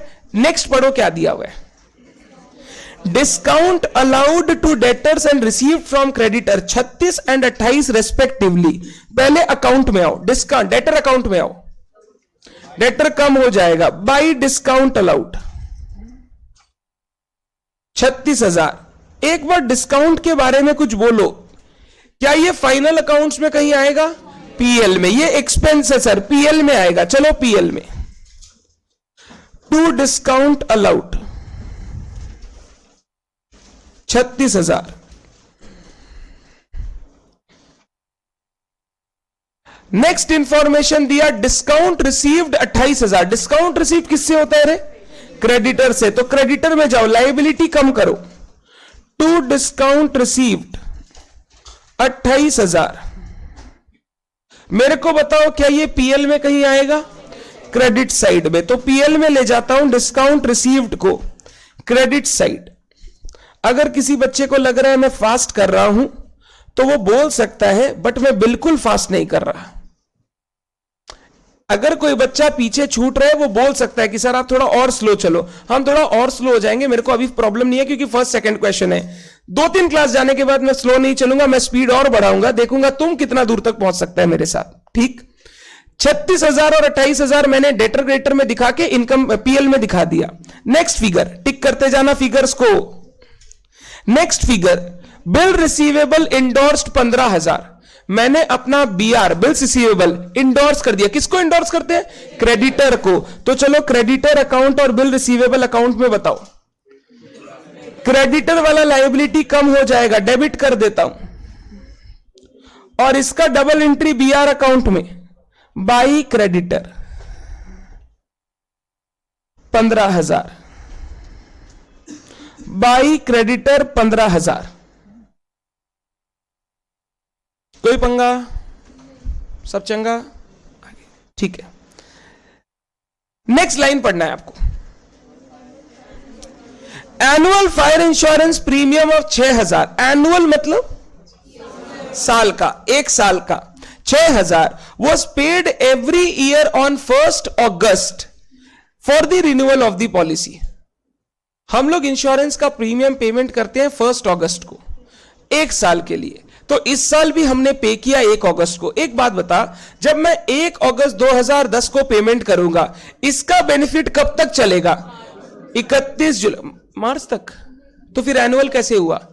अगर 1 अगस्त 2010 को पेमेंट किया और एनुअल बेनिफिट है तो इसका कवरेज रहेगा 1 अगस्त 2011 बोलूं एक बार, या तो 31 जुलाई 2011 बोल, या 1 अगस्त 2011 बोल। 1 अगस्त 2011 ना नेक्स्ट ईयर में फॉल करता है। मेरा ईयर एंड हो रहा है 31 मार्च को, तो मेरे को बताएगा कितना महीना फ्यूचर का है? 4। फ्यूचर का बोल रहा हूं, फ्यूचर का। अगस्त से मार्च इस साल का है, और मार्च के बाद अप्रैल मई जून जुलाई वो फ्यूचर का है। 6,000 है 12 महीने का, तो 4 महीने का कितना? 2,000। ये 2,000 को क्या बोलते हैं हम लोग? Prepaid insurance. ये प्रीपेड साल के एंड का है, साल के एंड का। मैंने एक एक्सपेंस अकाउंट बनाया है, ध्यान से बताना मैं उस प्रीपेड इंश्योरेंस के खर्चे को कहां दिखाऊं? By balance CD, closing unexpired insurance. Amount देखो लिखना है 6,000 इंटू 4/12, हमेशा लिखना चाहिए 6,000 इंटू 4/12। कितना हो गया सर? क्या आप ओपनिंग वाला ही क्लोजिंग में लिख दिए? Answer is no. वापस रिकैलकुलेट किया। सर क्या ये डिफरेंट हो सकता है? Answer is absolutely yes. इस बार कोइंसिडेंस पता है कैसा बैठा? लास्ट ईयर भी 1 अगस्त को पे किया था, और लास्ट ईयर भी 6,000 पे किया होगा, और इस साल भी 1 अगस्त को ही पे हुआ, और इस साल भी 6,000। मान लो लास्ट ईयर का प्रीमियम 6,000, इस साल का प्रीमियम हो जाता 8,000, तो ये तो 2,000 तेरे को दिखाई देता, बट ये पता है कितना दिखाई देता? 8,000 इंटू 4/12, जो भी फिगर आएगा वो दिखाई देता। तो ये ओपनिंग और क्लोजिंग 2000 सेम होना इज अ मियर कोइंसिडेंस। जरूरी नहीं है हर साल ये आपको सेम दिखाई देगा। पेमेंट किए वो ऑलरेडी इस एक्सपेंसेस पेड के अंदर आ चुका है, क्योंकि आपको कैश बुक दी हुई है। कैश बुक में इंश्योरेंस का पेमेंट अलग से कहीं और दिया हुआ, मतलब वो 6,20,700 के अंदर है, क्योंकि कैश बुक तो मैच करके दिया है अगला, तो वो ऑलरेडी उसके अंदर है। पहले बताइए 2000 का प्रीपेड इंश्योरेंस सबको समझ में आया? मैं 1 अगस्त 2010 से 1 अगस्त 2011 के लिए प्रीमियम पे कर चुका हूं। 31 मार्च 11 को मेरा साल खत्म हो जाएगा, तो अप्रैल मई जून जुलाई 4 महीना के लिए मैंने एडवांस पेमेंट किया है, which is known as prepaid insurance. अब मेरे को एक बात बता, ये अकाउंट में तो दिखा दिया, क्या प्रीपेड इंश्योरेंस फाइनल अकाउंट्स में कहीं पे आएगा? बैलेंस शीट में एसेट साइड। प्रीपेड पीएल में नहीं आता, प्रीपेड बैलेंस शीट में आएगा। चलो, प्रीपेड इंश्योरेंस एसेट साइड। आप अनएक्सपायर्ड इंश्योरेंस भी लिख सकते हैं 2000, प्रीपेड इंश्योरेंस 2000। देखो मैं कैसे लिख रहा हूं, नोट 5। अगर एग्जामिनर को चेक करना होगा ना कहां से आया ये, वो नोट 5 को एक बार देख लेगा। मैंने नोट 5 में इसका कैलकुलेशन ऑलरेडी दिखा दिया। हमेशा रेफरेंस देना है। 6 है कि 5 है? 4 वो था और 5th एक्सपेंस है ना, 5 है। नोट 5 हमेशा रेफरेंस देना चाहिए अगर आप फिगर कहीं से लेके आ रहे हो तो। आगे पढ़ना है हम लोग को। Furniture fittings were subject to depreciation of 15% on diminishing balance method. Diminishing balance method में तो समझते हैं WDV, यानी जो बुक वैल्यू है उसी पर कैलकुलेट कर लो। एक बार फर्नीचर का ओपनिंग बुक वैल्यू देखो 1 लाख, इस पर 15% का डेप्रिसिएशन 15,000। देखो बैलेंस शीट में आओ, furniture opening 1 lakh less depreciation 15%, 15,000। तो बता क्लोजिंग कितना? 85। सर इस साल में कोई परचेज सेल नहीं हुआ, ये आपको कैसे पता सर? कैश बुक में कोई परचेज सेल का नामो निशान। अगर परचेज सेल होता तो पैसा लगता या पैसा आता? कैश बुक में परचेज सेल का कोई बात, मतलब इस साल कोई फर्नीचर ना परचेज हुआ है ना, तो जैसा ओपनिंग था वैसा ही क्लोजिंग, सिर्फ डेप्रिसिएशन चार्ज कर दिया। डेप्रिसिएशन के बारे में बोलो कुछ। पीएल में जाएगा, तो इस डेप्रिसिएशन को पीएल में दिखाइए, डेप्रिसिएशन को पीएल में दिखाइए। हम इंफॉर्मेशन को एक जगह कंपाइल कर रहे हैं और साथ साथ फाइनल अकाउंट्स भी फ्रेम करते जा रहे हैं। इंश्योरेंस में एक साथ दिखाऊंगा। मैंने एक्सपेंस अकाउंट बना रखा है पूरा का पूरा, और इसमें इंश्योरेंस का भी पेमेंट वगैरह आ चुका है। तो जो एक बार में पीएल का क्लोजिंग बैलेंस आएगा, जो इस अकाउंट में बचेगा, वो एक बार में पीएल में चला जाएगा, क्योंकि ऑलरेडी पेमेंट के अंदर टोटल इंक्लूडेड है।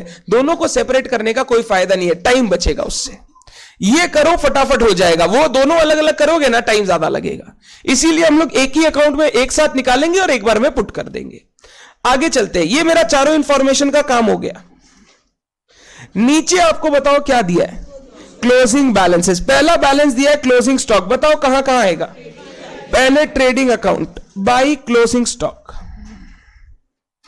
कितना रुपया? 650। और ये मेरा एसेट है तो कहां आ जाएगा? बैलेंस शीट में स्टॉक 650।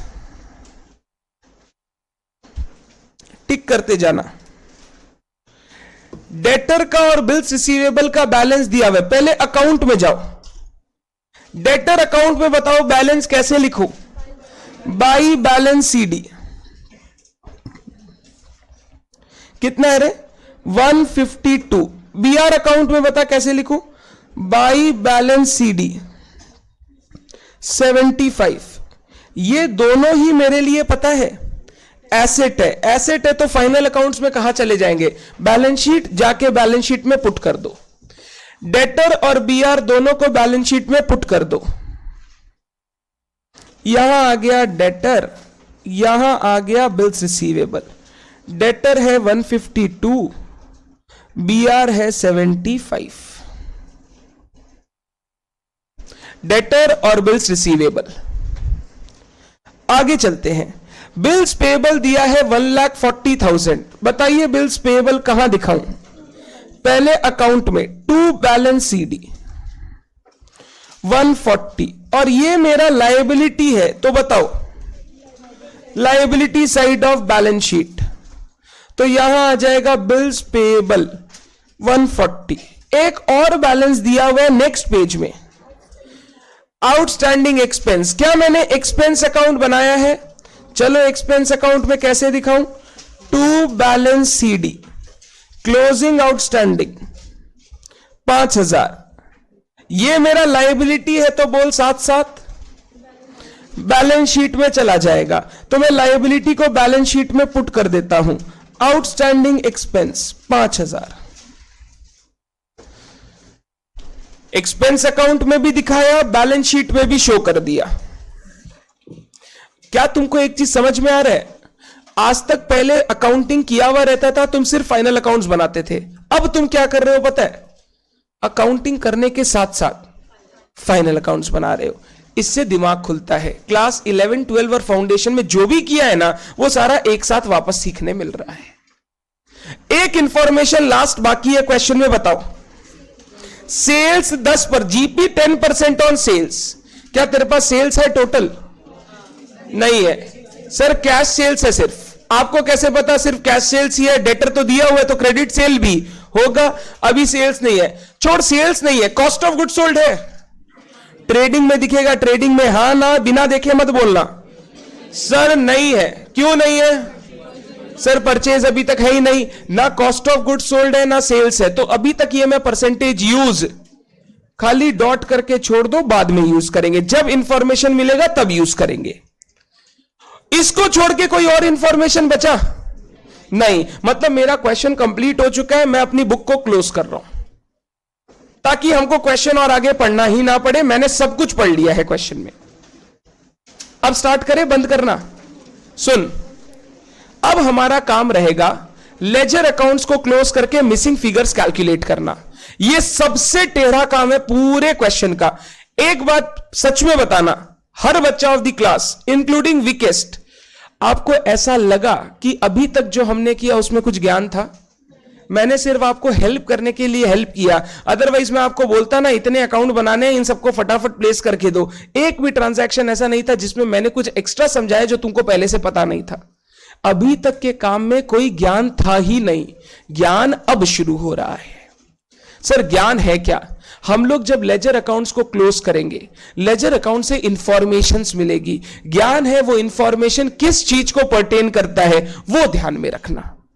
अब लेजर अकाउंट को क्लोज करते समय रूल सुन लो, मैं रूल लिखाऊंगा नहीं, मैं सीधा समरी में लिखाऊंगा। रूल ये है, पहले सेकेंडरी अकाउंट्स क्लोज होंगे। सर सेकेंडरी अकाउंट से आपका मतलब एक्सपेंस अकाउंट, जिसका ऑलमोस्ट सारा इंफॉर्मेशन दिया हुआ है। Bills receivable account, bills payable account, ये मेरे लिए सेकेंडरी अकाउंट है क्योंकि इंफॉर्मेशन इनमें कम होता है।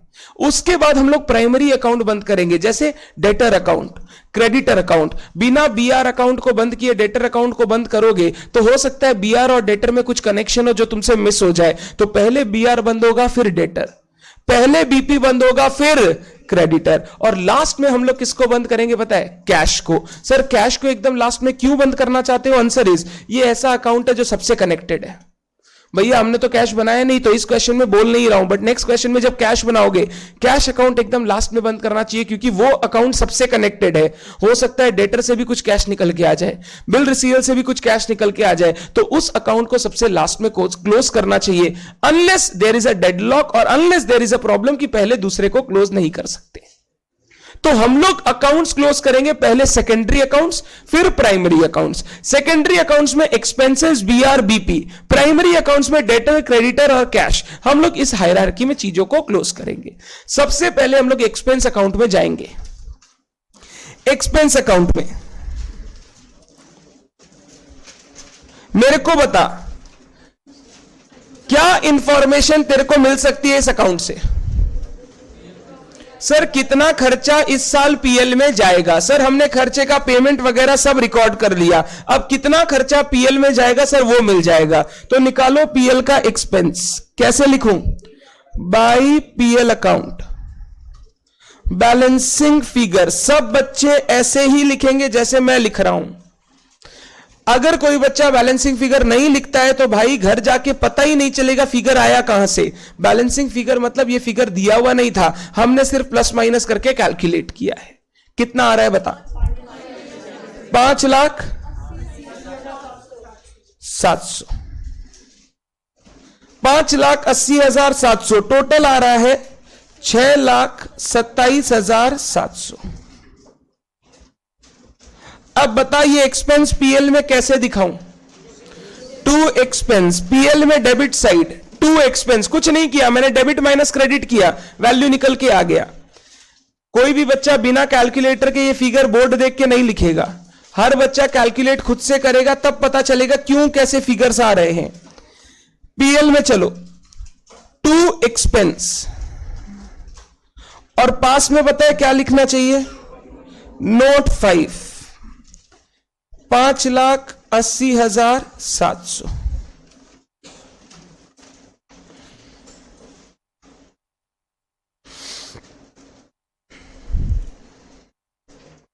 आगे चले, नेक्स्ट, एक्सपेंसेस बंद हो गया। अब आओ सेकेंडरी अकाउंट बीआर में, बिल्स रिसीवेबल। अब इन दोनों को एक साथ एनालाइज करेंगे, बिल रिसीवेबल और डेटर को। बिल रिसीवेबल अकाउंट में देखो, ओपनिंग बैलेंस है, कैश कलेक्शन है, क्रेडिटर को भी इंडोर्स किया, और कुछ बिल अभी भी मेरे पास बचा हुआ है।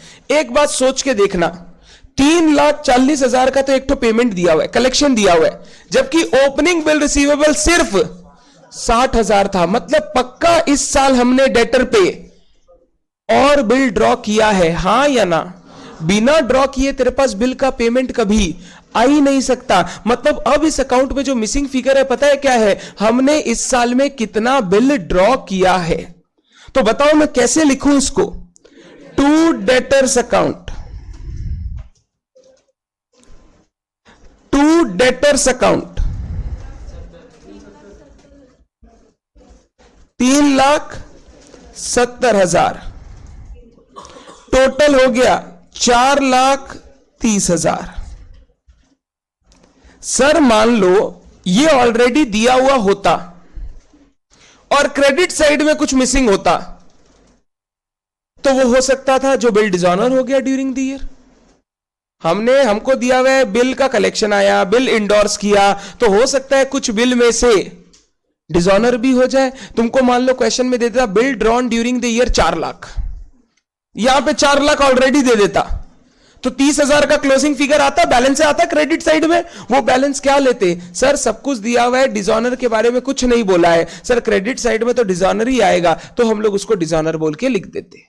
सर डिस्काउंट मान सकते हैं? डिस्काउंट नहीं, क्योंकि कैश बुक में तो ऐसा कोई डिस्काउंट, अगर आप डिस्काउंटिंग कराते तो बैंक में डिपॉजिट होता, तो बैंक में तो आपका डिस्काउंटिंग का कोई एंट्री ही, तो मेरे पास एक ही ऑप्शन है, मैं क्या मानूंगा? Dishonour of bill. कुछ भी हो सकता है क्वेश्चन में। सिंगल एंट्री का मजा क्या है पता है? इस क्वेश्चन में तेरे को ये दिया, नेक्स्ट क्वेश्चन में ये देगा, दूसरा वाला मांग लेगा। मतलब तुमको हर क्वेश्चन में इंफॉर्मेशन बदल के देगा, एक देगा, दूसरा कैलकुलेट करना है। अब मैं जब बच्चों को बोलता हूं ना, बच्चा समझ में आया? सर हाँ बिल्कुल समझ में आया। बच्चे क्या समझ में आया? सर बीआर अकाउंट में बैलेंस बचेगा तो डेटर में डाल देना। आंसर इज नो, ऐसा नहीं बोला मैंने बोला बैलेंस बचेगा तो एनालाइज करना, एनालाइज करके देखना वो क्या हो सकता है। हो सकता है तुमको ये कैश कलेक्शन ही नहीं दे, तुमको ड्रॉ दे दे, इंडोर्स दे दे, क्लोजिंग दे दे, तो यार कुछ तो बिल साल भर में कलेक्ट हुआ होगा, वो बैलेंसिंग फिगर कैश भी हो सकता है। बच्चे, मैक्सिमम बच्चे यही लर्न कर लेते हैं, पता है क्या? बीआर अकाउंट में बैलेंस बचे ना, डेटर में डाल देना। और यही तरीके से बच्चा पढ़ता भी है। अगर कोई बीकॉम वगैरह का पढ़ा हुआ ट्यूशन लिया हुआ है, तो हो सकता है उसका ऐसा सोच भी हो कि बीआर अकाउंट में कुछ बचे तो डेटर में डाल देना। वो सब बचपन तक ठीक रहता है, इंटर लेवल में वो कुछ भी तुमको मिसिंग दे सकता है। पहले बताइए अभी डेटर क्यों लिया, बात समझ में आया? बोल। नहीं डिस्काउंट नहीं, बिल डिस्काउंट कराया मैंने, बिल डिस्काउंट कराया तो उसका कलेक्शन कैश बुक में तो आएगा ना। कैश बुक मतलब कैश एंड बैंक दोनों, वो देख दोनों कैश एंड बैंक दोनों दिया हुआ है, तो वहां पे देता टू बिल डिस्काउंटेड इतना रुपया, तो वो देता तो मैं मानता चलो कुछ बिल डिस्काउंट भी हुआ है। बट अभी तो ऐसा कोई इंफॉर्मेशन, तो अगर कुछ मिसिंग होता तो मैं बिल डिसऑनर मान सकता था। डन है बात? इसका डबल एंट्री बताओ कैसे करें? By BR account 370। अब डेटर अकाउंट को चेक करो, कलेक्शन है, डिस्काउंट है, बीआर है, ओपनिंग क्लोजिंग है, मेन चीज ही नहीं है सेल्स। बिना सेल्स के डेटर बन ही नहीं सकता। इतना बड़ा कलेक्शन हुआ है तो पक्का कुछ ना कुछ तो सेल्स किए होंगे, तो difference will give you sales. ये सेल्स कौन सा सेल्स होता है रे? Credit sales, very good. कितना आया रे? 1920, तो टोटल हो गया 2068।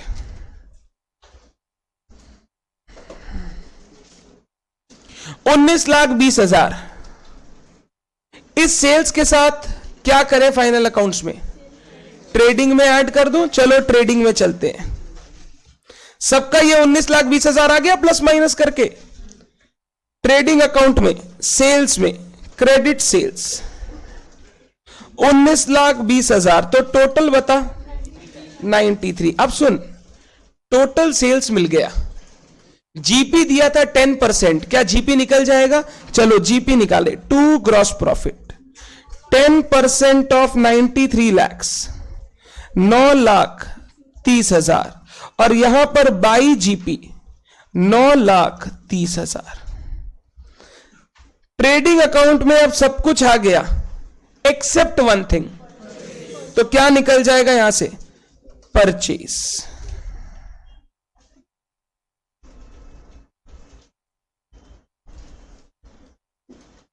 परचेज कितना? 84,10,000।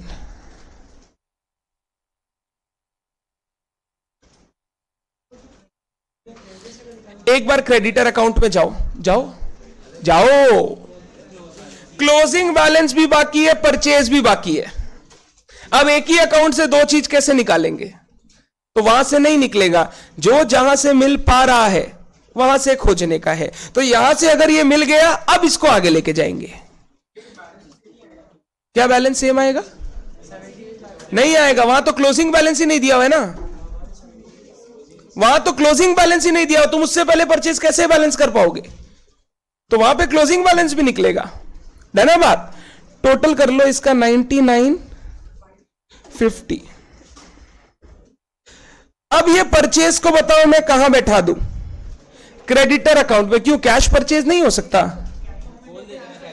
वेरी गुड सर, अगर होता तो कैश बुक में ऑलरेडी दिया हुआ, कैश बुक में सर कोई परचेज नहीं। और होता ना बच्चा, तुम पहले ही परचेज में कैश लिख देता, जैसे तुमने सेल्स में कैश लिखा है। मतलब कोई कैश परचेज नहीं है, सिर्फ क्या है, मैं ये अजम्पशन नहीं ले रहा हूं, ये मैंने कैश बुक को देख के बोला कि कैश बुक में कोई कैश परचेज।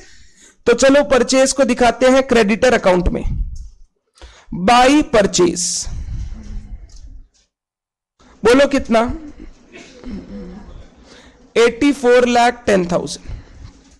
हड़बड़ी में पहले इसको मत बंद करना, पहले कौन बंद होगा? Bills payable. बिल्स पेएबल को तुम एनालाइज करो तो बाई क्रेडिटर ही क्यों दीदी? सर बीपी और क्रेडिटर तो मियां बीवी है ना सर, इसका जो है उसी का है। ये सब बात ना करें अभी क्लास में ऐसे। सर ओपनिंग क्लोजिंग दिया हुआ है, पेमेंट दिया हुआ है। सर आप देखो पूरे साल भर में पेमेंट हुआ है 8,15,000, जबकि बिल ओपनिंग में था सिर्फ 1,40,000 या 25,000। सर कुछ तो एक्सेप्ट किए होंगे नया बिल, बिना बिल का एक्सेप्टेंस की हम पेमेंट क्यों करेंगे किसी को? तो अब जो बैलेंस बचा वो पता है क्या है? क्रेडिटर से हमने इस साल कितना बिल एक्सेप्ट किया, वो क्वेश्चन में बताया नहीं, वो हमको कैलकुलेट करना है। तो मैं यहां लिखूंगा by creditor account, by creditor account balancing figure. किसका पेमेंट करना? करेक्ट, जो बैलेंस बचा ये है। जो पेमेंट बाकी है वो 1,40, साल भर में 8,15 पे कर दिया, 1,40 अभी भी बाकी है। तो पूरे साल भर में 9,55,000 का बिल होना चाहिए था, बट बिल दिया हुआ है सिर्फ कितना? 1,25। तो बैलेंस बिल कहां गया? वो हमने कैलकुलेट किया। ये वो बिल है जो उन्होंने बताया नहीं, हमने कैलकुलेट किया कि क्रेडिटर ने हमारे ऊपर ड्रॉ कर रखा है। बताइए कितना आ रहा है? 8 लाख। क्रेडिटर अकाउंट में डबल एंट्री करो, टू बिल्स पेएबल। अब बताओ क्रेडिटर अकाउंट में क्या बचा? सर और कुछ नहीं, क्लोजिंग बैलेंस है, निकाल लीजिए। To balance CD, closing balance निकाल लो। 8 लाख, 6,10,000, कोई बात नहीं, 6,10,000 बैलेंसिंग फिगर। 6,10,000 balancing figure. देखा अकाउंट बंद करने में कितना टाइम लगा? मेन काम यही है। और हड़बड़ी में कुछ भी बंद कर देना, जैसे क्रेडिटर को बंद करके फटाफट परचेज निकाल लेना, वाज रॉन्ग। क्योंकि क्लोजिंग बैलेंस तो दिया हुआ ही, आपने अज्यूम कर लिया कि there is no closing creditor और आपने जो बैलेंस बचा सब परचेज मान लिया, वो तो गलती हो गया। यही बात कर रहा था पेशेंस की। यहीं पे स्किल चाहिए जो है पेशेंस का स्किल। एक भी चीज ऐसा नहीं है जो तुमको आता नहीं है, बस तुम हड़बड़ी में हर बार गलती करोगे। बताओ क्रेडिटर के क्लोजिंग बैलेंस को कहां दिखाऊं? Balance sheet. अब फटाफट बना लो, मैच कर लो। अब सब काम हो चुका है, मैच करना है सिर्फ।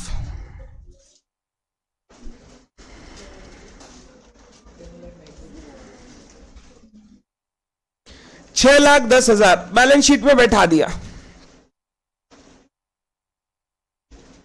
ट्रेडिंग पीएल बंद किया,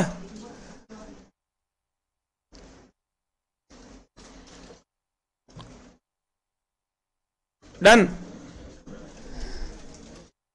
ट्रेडिंग पीएल को बंद करो, ट्रेडिंग बंद हो चुका था, पीएल बंद करो।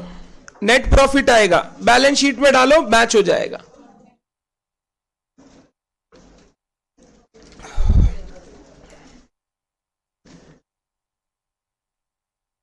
पीएल कितना आया? 2 नेट प्रॉफिट।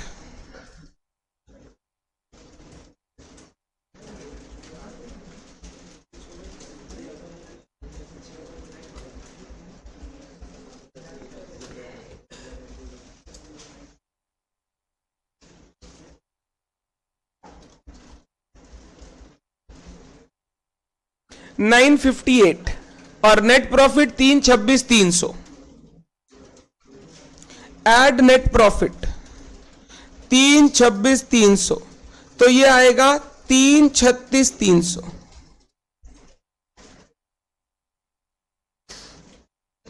सबका नेट प्रॉफिट निकल गया 326,300, डन। बैलेंस शीट टोटल करो, क्या मैच हो गया?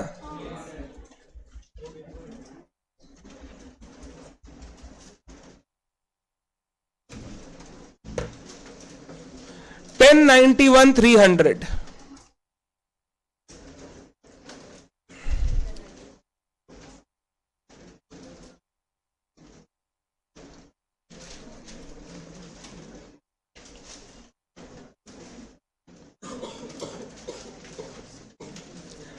$1091,300।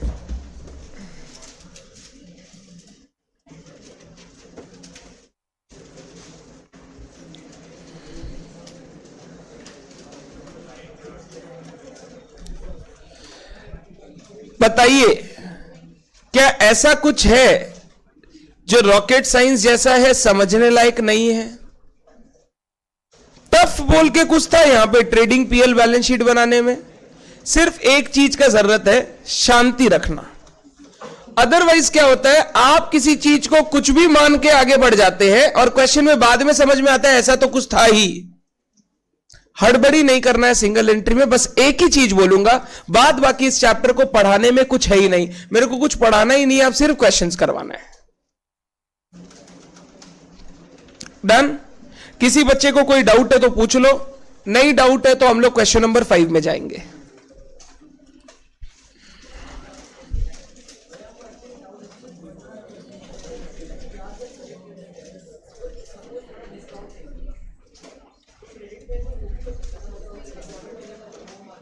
वो मान लीजिए, बट वो नॉर्मल कोर्स का फेनोमेनन नहीं है।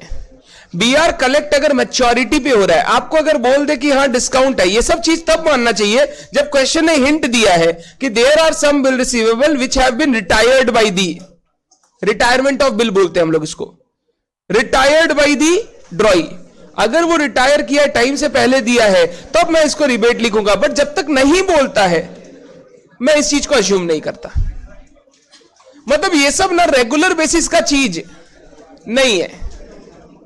तो जब अजम्पशन लेंगे तो इनको प्रायोरिटी लिस्ट में सेकंड थर्ड रखेंगे, ये नहीं लेंगे assumption unless the question asks मी कि ऐसा कुछ हुआ है।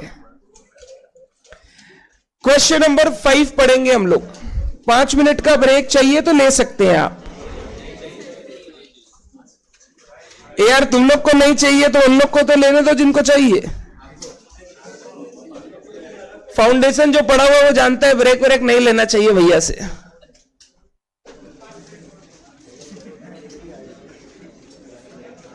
और तो उनको प्लम्बर वाला सामान भी बोल देना, बोल दिया उनको। और अगर कैमरा आ जाए, कैमरा, तो वो भी बोल देना। कैमरा शायद आ गया होगा, भाभी से पूछो। कैमरा और कैप्चर कार्ड दोनों।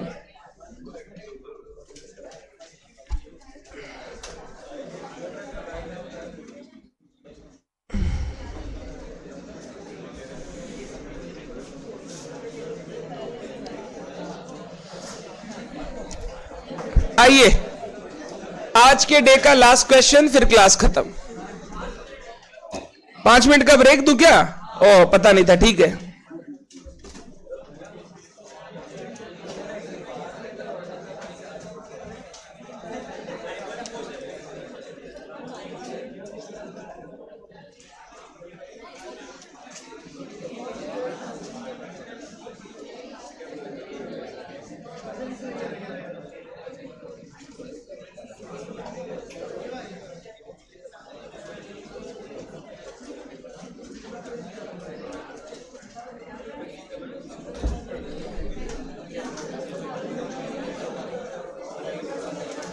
नींद आ रहा है तेरे को?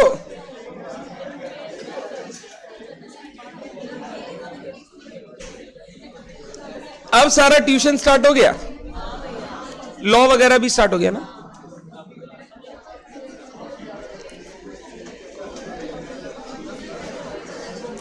अभी सबसे इंटरेस्टिंग क्या टैक्स लग रहा है? नहीं, FM.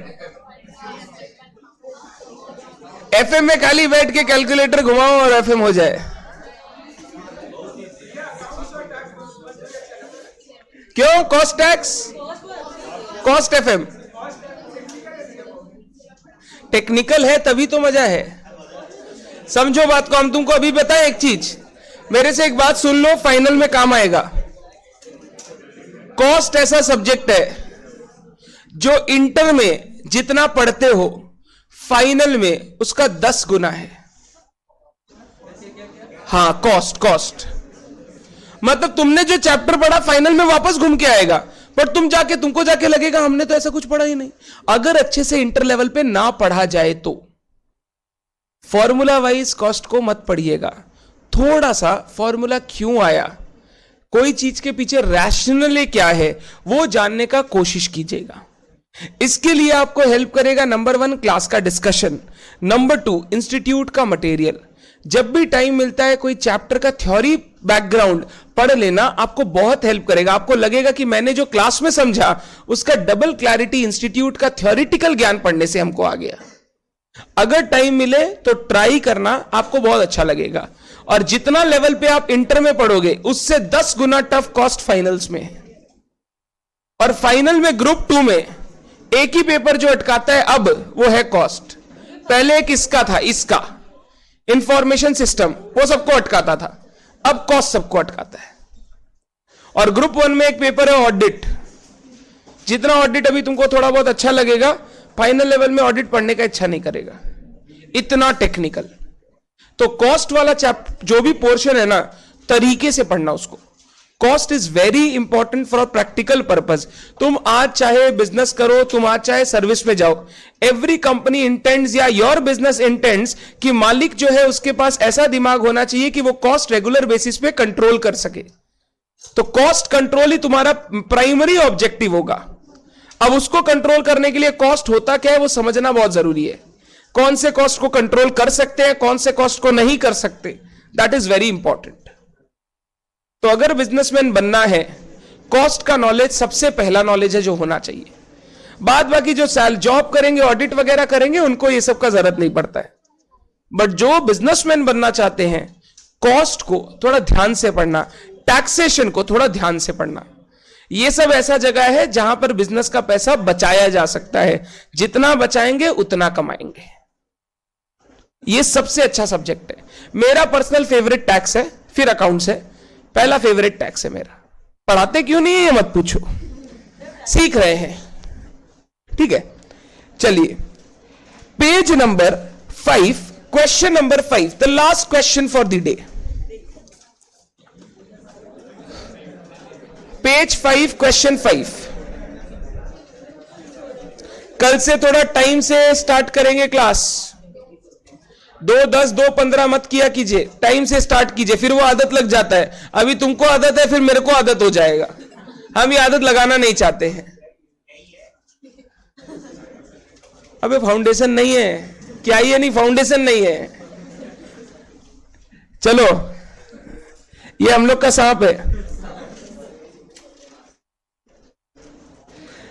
The books of mister Z showed the following information. सुन, पहला 2 मिनट क्वेश्चन को फटाफट गो थ्रू कर रहा. मेरे को जेड का बुक्स में इंफॉर्मेशन दिया है. पहला टेबल क्या चीज का दिया है पढ़ के समझो. Opening closing balance of some assets and liabilities. और तुमको पता है उसमें 3 चीज का ओपनिंग बैलेंस छुपा लिया. ये अच्छा काम किया. पता है, अब तुमको पता है जब अकाउंट बनेगा तो ओपनिंग बैलेंस से निकलेगा. क्या निकलेगा? Opening balance. मतलब उस अकाउंट का क्लोजिंग जो अपना फाइनल मिसिंग फिगर है वो उसका ओपनिंग बैलेंस है. हमको ज्यादा सोचने का जरूरत नहीं है. डन. अब देखिए 5 में से तुमको क्या क्या अकाउंट बनाना है. 1 2 3. हम लोग 3 अकाउंट बनाएंगे. Bank, debtors, creditor. स्टॉक और फिक्स्ड एसेट ऐसे ही हो जाएगा, उसका अकाउंट बनाने का जरूरत नहीं है. पहला ये दे दिया. दूसरा, और सुनना एक चीज और, क्या ओपनिंग कैपिटल दिया है तो ओपनिंग बैलेंस शीट भी इस बार बनाना पड़ेगा. नेक्स्ट, बैंक ट्रांजैक्शन का डिटेल दिया हुआ है. मतलब आप जब बैंक अकाउंट कंपाइल करोगे ना, बनाओगे ना, उसमें ये सारे ट्रांजैक्शन आपको रिकॉर्ड करने हैं. उसके बाद अदर इंफॉर्मेशन में कॉस्ट ऑफ गुड्स सोल्ड का डिटेल दिया हुआ है. Cost of goods sold directly दे दिया तो ट्रेडिंग अकाउंट इजीली बन सकता है फटाफट. नेक्स्ट, जीपी दे दिया 25% ऑन कॉस्ट.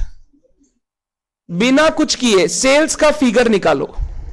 कैलकुलेटर फटाफट, बिना कुछ अकाउंट बनाए सेल्स का figure, cost plus profit 3 lakh. किस और कुछ और लग रहा है? 3 लाख.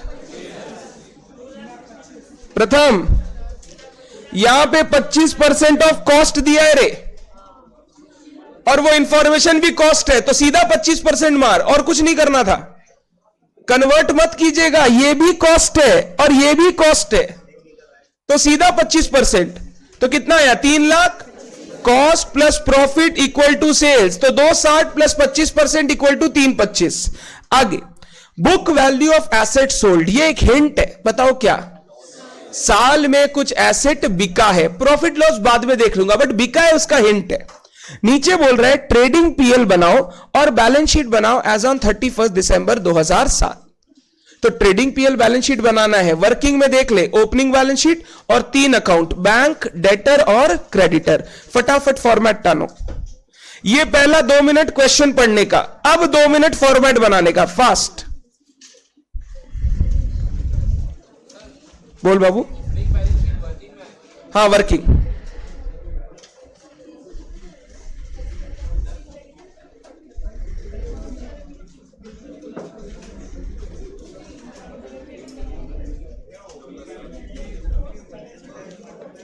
वर्किंग में बोला नहीं है क्वेश्चन में.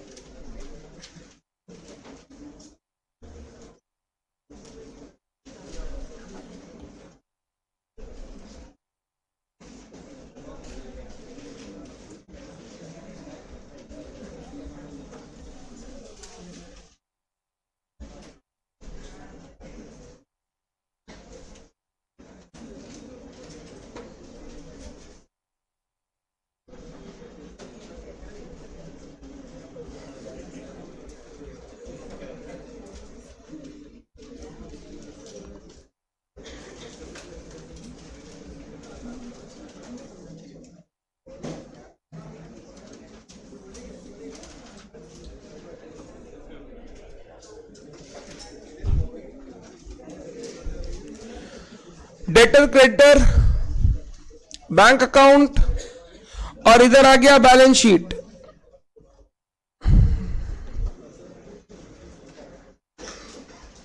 ये हो गया ओपनिंग बैलेंस शीट, और इधर आ गया क्लोजिंग बैलेंस शीट, इधर आ गया ट्रेडिंग पीएल। आप लोग पर्टिकुलर अमाउंट लायबिलिटीज एसेट लिखेंगे, हमेशा लिखेंगे आप।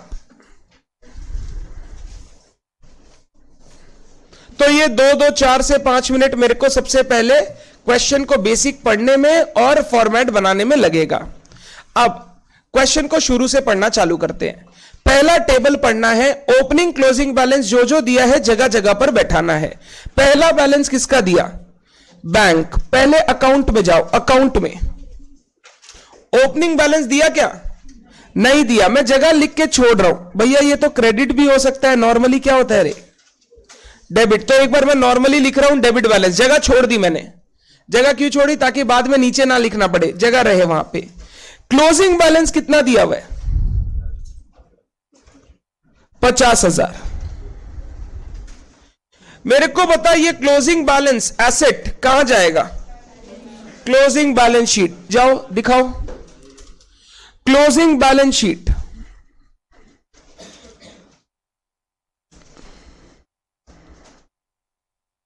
$50,000। नेक्स्ट, बैंक के बाद डेटर्स। ओपनिंग बैलेंस वापस नहीं दिया, मैं लिख के जगह छोड़ देता हूं। Closing balance 87,500। डेटर भी बताओ हमारे लिए एसेट है, बैलेंस शीट में दिखा दो।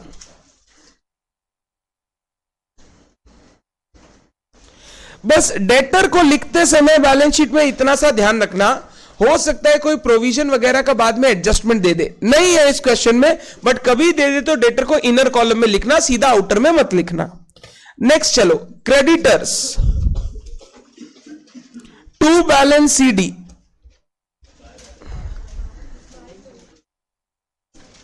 बीडी होता है बाई बैलेंस।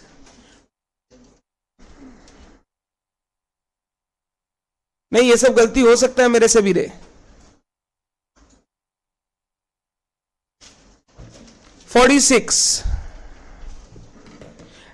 बैलेंस शीट में क्रेडिटर्स 46। तो तीनों का ओपनिंग बैलेंस नहीं दिया, सिर्फ क्लोजिंग दिया। मैंने अकाउंट में बैठा के बैलेंस शीट में पुट कर दिया। और बता क्या दिया हुआ है? ये स्टॉक का कोई अकाउंट नहीं बनाया, ये किस अकाउंट में जाएगा? Trading. To opening stock 50,000। By closing stock 62,500। अब स्टॉक मेरा एसेट है, रेस्पेक्टिव बैलेंस शीट में दिखा दो। रेस्पेक्टिव क्यों बोल रहा हूं? ओपनिंग वाला ओपनिंग, क्लोजिंग वाला closing.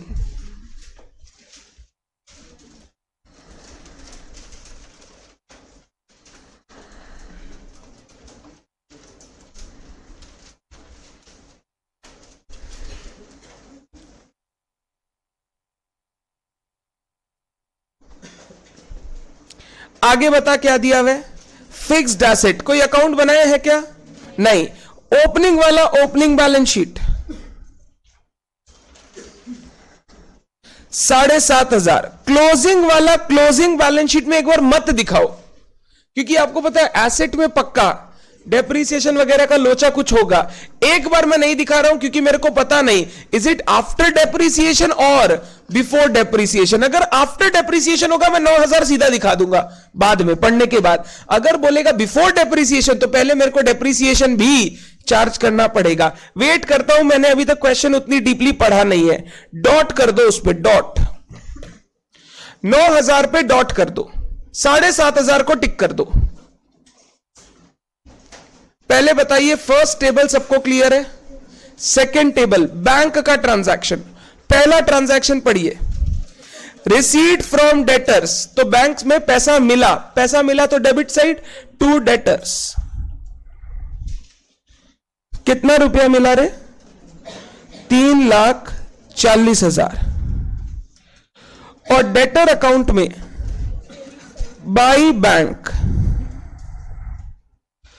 3,40,000।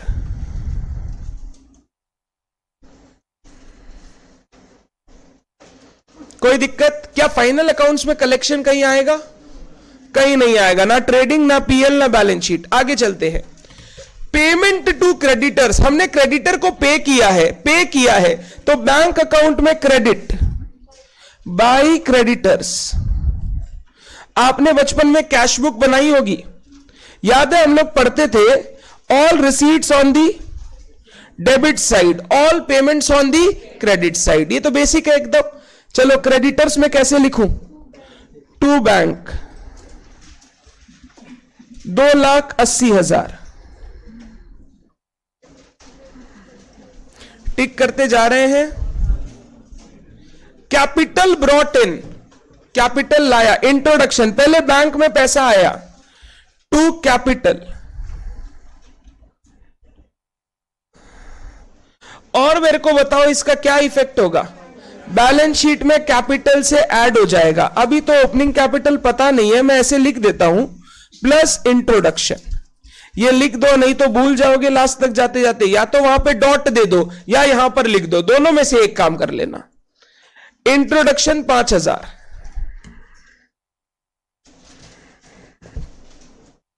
Cell of fixed asset 1750। पहले बैंक अकाउंट में आ जाओ। एसेट बेचा है, पैसा आएगा। To fixed assets 1750। अब नीचे ना कुछ बुक वैल्यू दिया हुआ था, 2,500 का बुक वैल्यू दिया हुआ था। बेचा 1750 में, लॉस। जब कुछ बोला नहीं है तो डेप्रिसिएशन नहीं बोल के लॉस बोलता हूं। 2,500 का एसेट मैंने 1750 में बेचा तो 750 का लॉस। ये लॉस कहां जाएगा? पीएल में। तो पीएल में चल, to loss on sale of fixed asset. नीचे लिखना प्लीज, 2,500 माइनस 1750। नहीं लेना चाहिए आपको। देखो नीचे कैसे बोला, एक बार लाइन पढ़ो उसको। Book value of asset sold, जो बिका है उसकी बुक वैल्यू। तो जैसा बोल रहा है ये डेप्रिसिएशन नहीं है, ये एसेट का सेल का लॉस है। डेप्रिसिएशन होता तो बोलता book value at the beginning, asset sold on this date, depreciation rate this. ये इंफॉर्मेशन देता, नहीं तो हम कैसे समझेंगे कितना डेप्रिसिएशन। ठीक, आगे चलते हैं। नेक्स्ट बताओ कितना एक्सपेंसेस पेड दिया हुआ है। बैंक में चलता हूं, बाई एक्सपेंसेस। मेरे को एक बात बताना, कोई आउटस्टैंडिंग प्रीपेड वगैरह का झमेला है क्या क्वेश्चन में? तुमने ओपनिंग बैलेंसेस वगैरह लिखा था, कोई झमेला नहीं है। मतलब एक्सपेंस जो पीएल में जाएगा यही रहेगा, क्योंकि आउटस्टैंडिंग प्रीपेड नहीं है। तो जितना पेमेंट किया वही कहां चला जाएगा? पीएल में। चलिए पीएल में खर्चा दिखाते हैं। To expenses 49,250। शायद हिल रहा है वो, देख कुछ टच हो रहा है तार। नहीं हो रहा? ठीक है, कोई बात नहीं। 49,250 एक्सपेंसेस पीएल में आ गया। भैया अगर आउटस्टैंडिंग वगैरह रहता तो ऐड लेस करते करके अक्रूवल बेसिस का अमाउंट निकालते, क्योंकि कुछ दिया हुआ नहीं है, सीधा 49,250 पीएल। आगे बताओ क्या दिया हुआ है? ड्राइंग्स, पहले बैंक अकाउंट में बाई ड्राइंग्स, पेमेंट है। हमेशा पहले अकाउंट फिर फाइनल अकाउंट्स। बताओ इसका क्या करें? कैपिटल से लेस ड्राइंग्स 25,000। आगे purchase of fixed asset by fixed asset,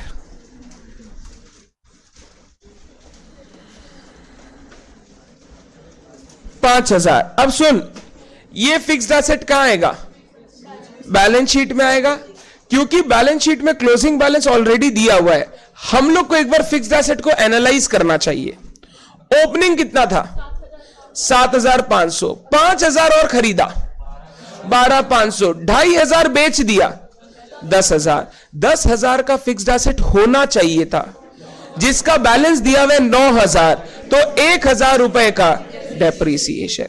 इस बार डेप्रीसिएशन का रेट नहीं दिया हुआ है, इस बार डेप्रीसिएशन वैल्यू को कंप्यूट करके निकला। यानी हमने बुक वैल्यू के डिफरेंसेस को खोजा और मेरे को दिखा जो चीज 10,000 होना चाहिए वो क्लोजिंग में 9,000 है, यानी 1,000 का क्या हो गया, डेप्रीसिएशन। सर ये वर्किंग नोट में दिखाना होगा? आंसर इज एब्सोल्युटली यस, दिखाना होगा।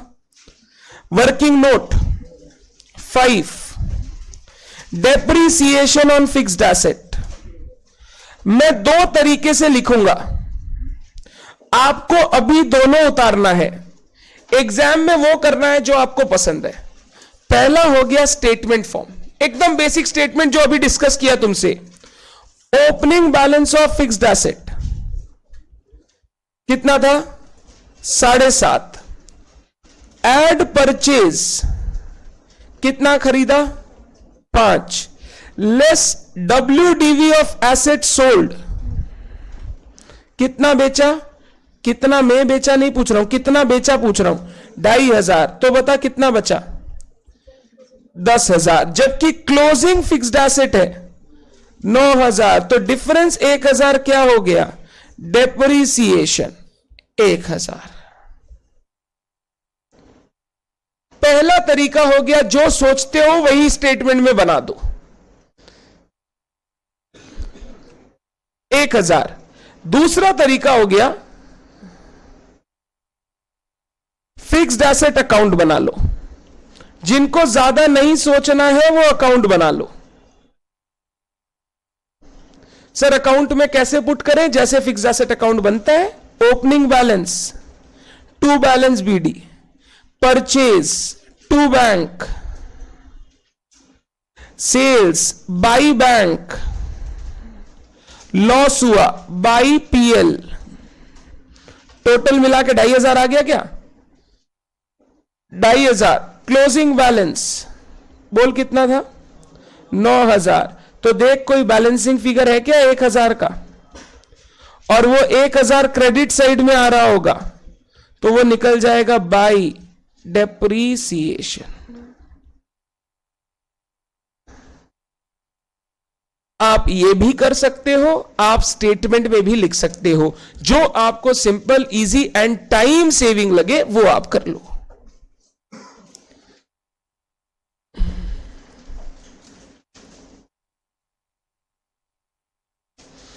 डेप्रीसिएशन 1,000, कोई दिक्कत? अब मेरे को ध्यान से बता, मेरे को फिक्स्ड एसेट को बैलेंस शीट में और डेप्रीसिएशन को PL में लिखना है, किस वैल्यू पे लिखूं ये बताओ। डेप्रीसिएशन 1,000 और फिक्स्ड एसेट बैलेंस शीट में 9,000, जाके दिखाओ।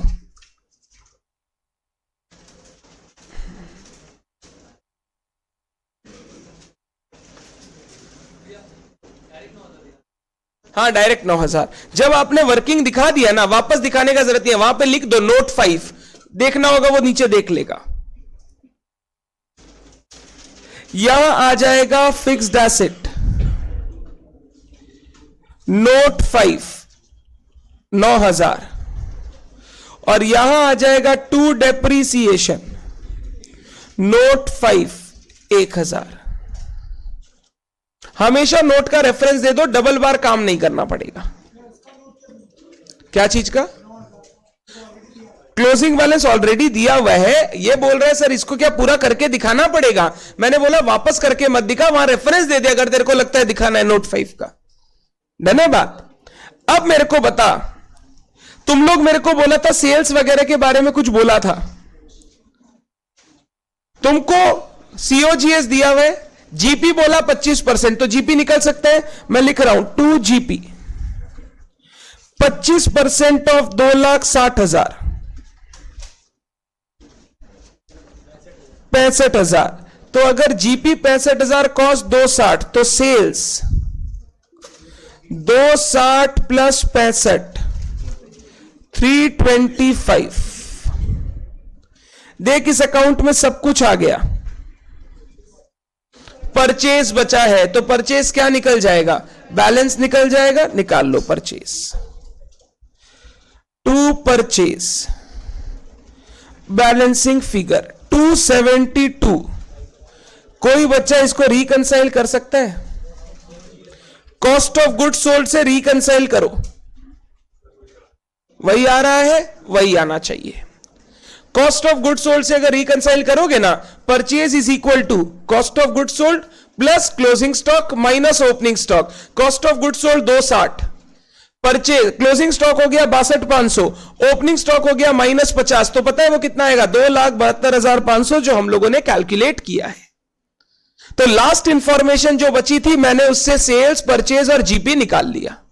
अब ध्यान से, जीपी तो वापस आ जाएगा पीएल में बाई जीपी।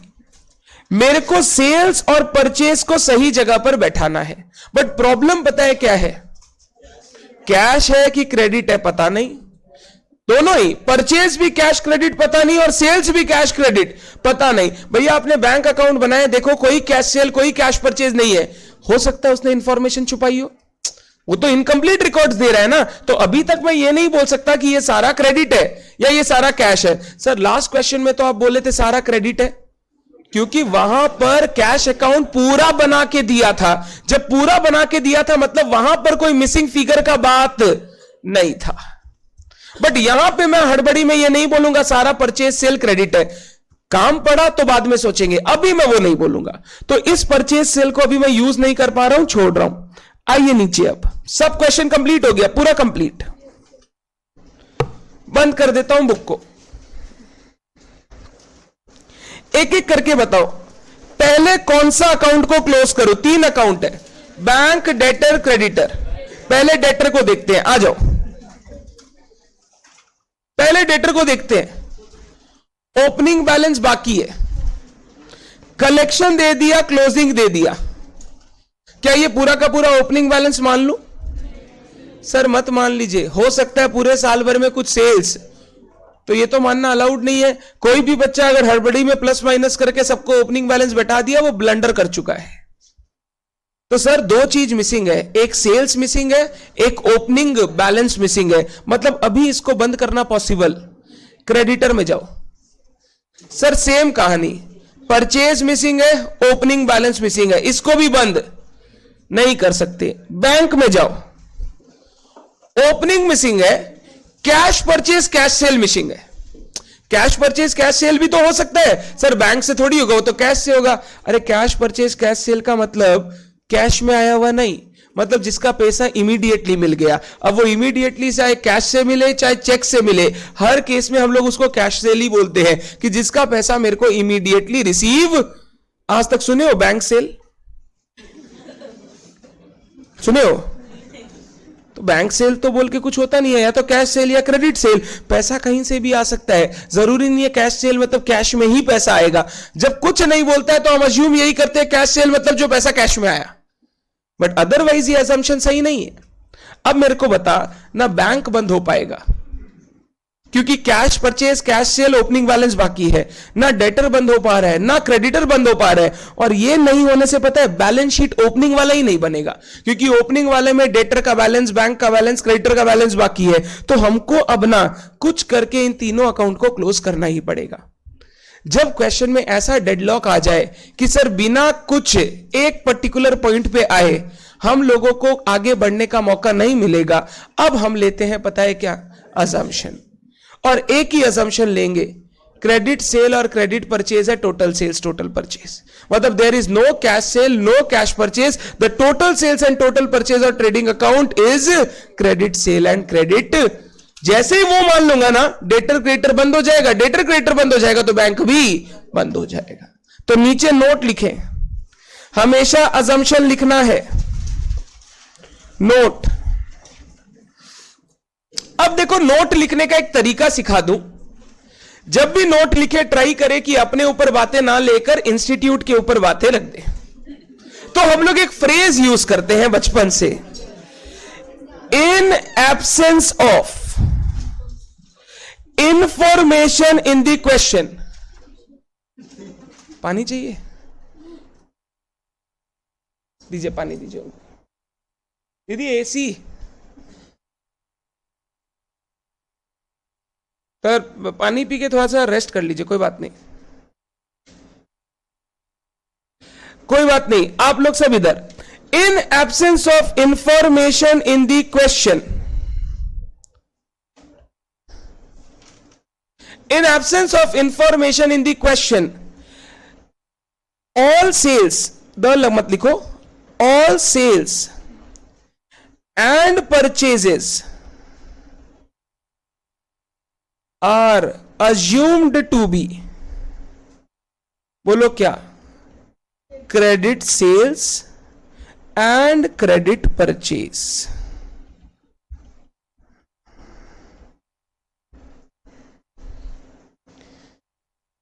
सर इसको लिखने का क्या जरूरत, जब बैंक में सर बोला ही नहीं कुछ कैश सेल कैश परचेज हुआ है, तो आप भी मान लीजिए नहीं हुआ है.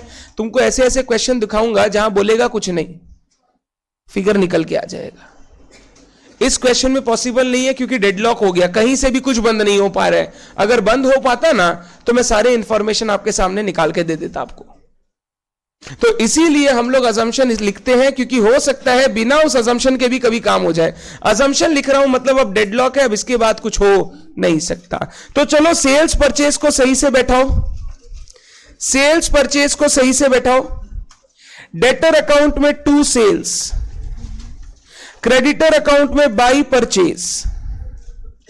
एक जगह तुमने शायद 325 बोला था और एक जगह 272,500 बोला था. हमने ट्रेडिंग अकाउंट में ऑलरेडी निकाल लिया. अब फटाफट बंद हो जाएगा सब. डेटर को बंद करो, बताओ क्या मिलेगा. डेटर को बंद करो, बताओ क्या मिलेगा. ओपनिंग बैलेंस,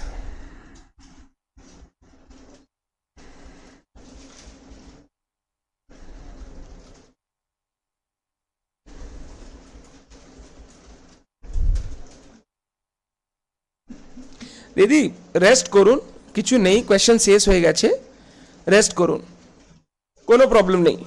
ফ্রেন্ডের কপি থেকে লিখে নেবে. ये आ गया 1,02,500, हमेशा लिखो बैलेंसिंग फिगर. मेरे को बताओ ये ओपनिंग बैलेंस कहां जाएगा. Opening balance sheet, debtor 1,02,500. Reference देना चाहो तो नोट 3 लिख सकते हो, देना चाहो तो. नोट में नोट का रेफरेंस नहीं देने से भी चलता है. क्रेडिटर में बताओ क्या हुआ. ओपनिंग बैलेंस ही निकलेगा वापस. कितना आ रहा है, 500,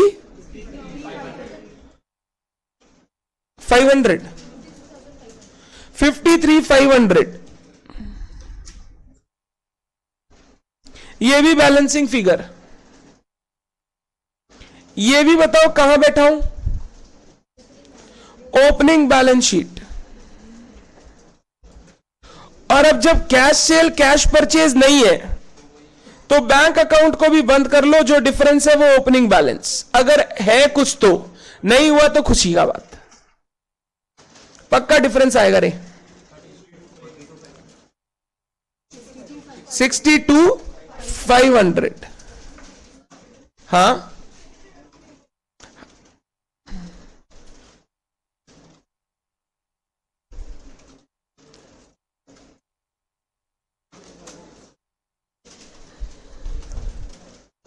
टल्ली करा लो बैलेंस शीट. पहले ओपनिंग बैलेंस, ओपनिंग कैपिटल निकलवा लेना.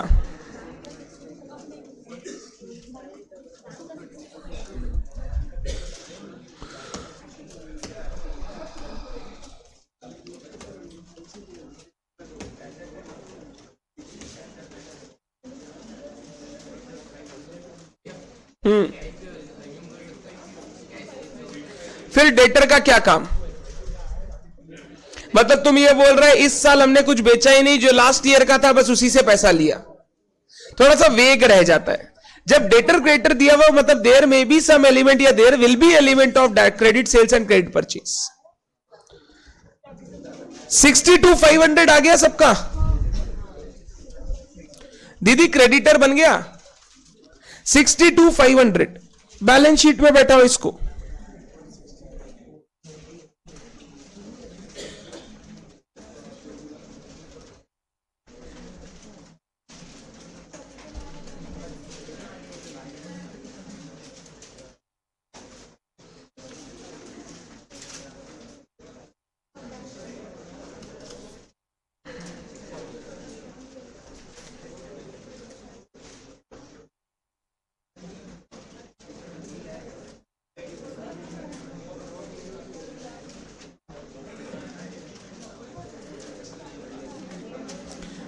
ओपनिंग कैपिटल कैलकुलेट किया क्या?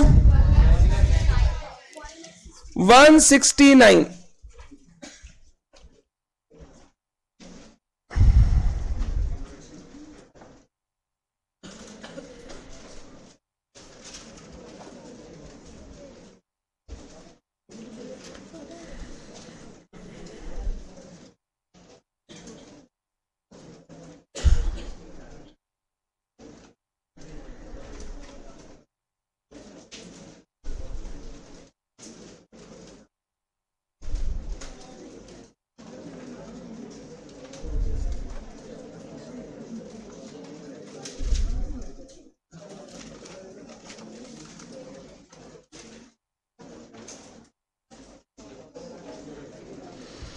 ओपनिंग कैपिटल मैंने यहां बैठा दिया,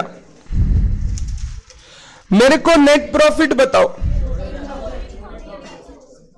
14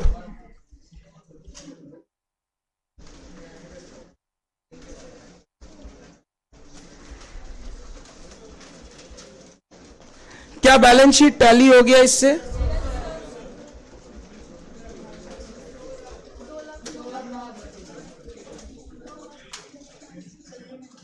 ये कितना है बताना?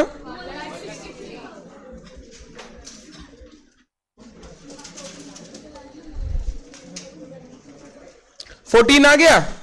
163 टोटल हो गया 2 लाख। एक चीज बताओ, 2 क्वेश्चन तुमने किया इस चैप्टर का, was it something technical in accounts or was it something technical in the judgment we require to take while finalizing those accounts? Judgment। यहां पे अकाउंटिंग करना टेक्निकल नहीं है, अकाउंटिंग करना बहुत सिंपल है, मेन वही जजमेंट चाहिए कि वो अकाउंट हम क्लोज कैसे करें। 2 होमवर्क दूंगा घर पे, दोनों घर पे करके आना है। क्लास में होमवर्क नहीं करके आने का जुर्माना सिर्फ इतना ही है कि क्लास के बाहर खड़े होकर पूरा होमवर्क करवाएंगे और फिर तुमको क्लास में बैठने का मौका देंगे। तब तक हम आंसर डिस्कस करते हैं, उस समय तक तुमको बाहर रहना पड़ता है, क्योंकि तुम अगर करके नहीं आए तो डिस्कशन में पार्ट बनने का भी फायदा नहीं है। होमवर्क ना करके आए तो क्लास में एंट्री ना ले, पहले ही बाहर खड़े हो जाए। होमवर्क रहेगा क्वेश्चन 7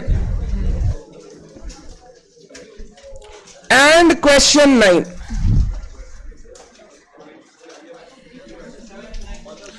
क्वेश्चन 7 and question 9 मैं हमेशा नोट करता हूं होमवर्क और डिस्कस भी करता हूं बचपन से, फाउंडेशन से, तो होमवर्क डिस्कस करेंगे, ध्यान रखिएगा।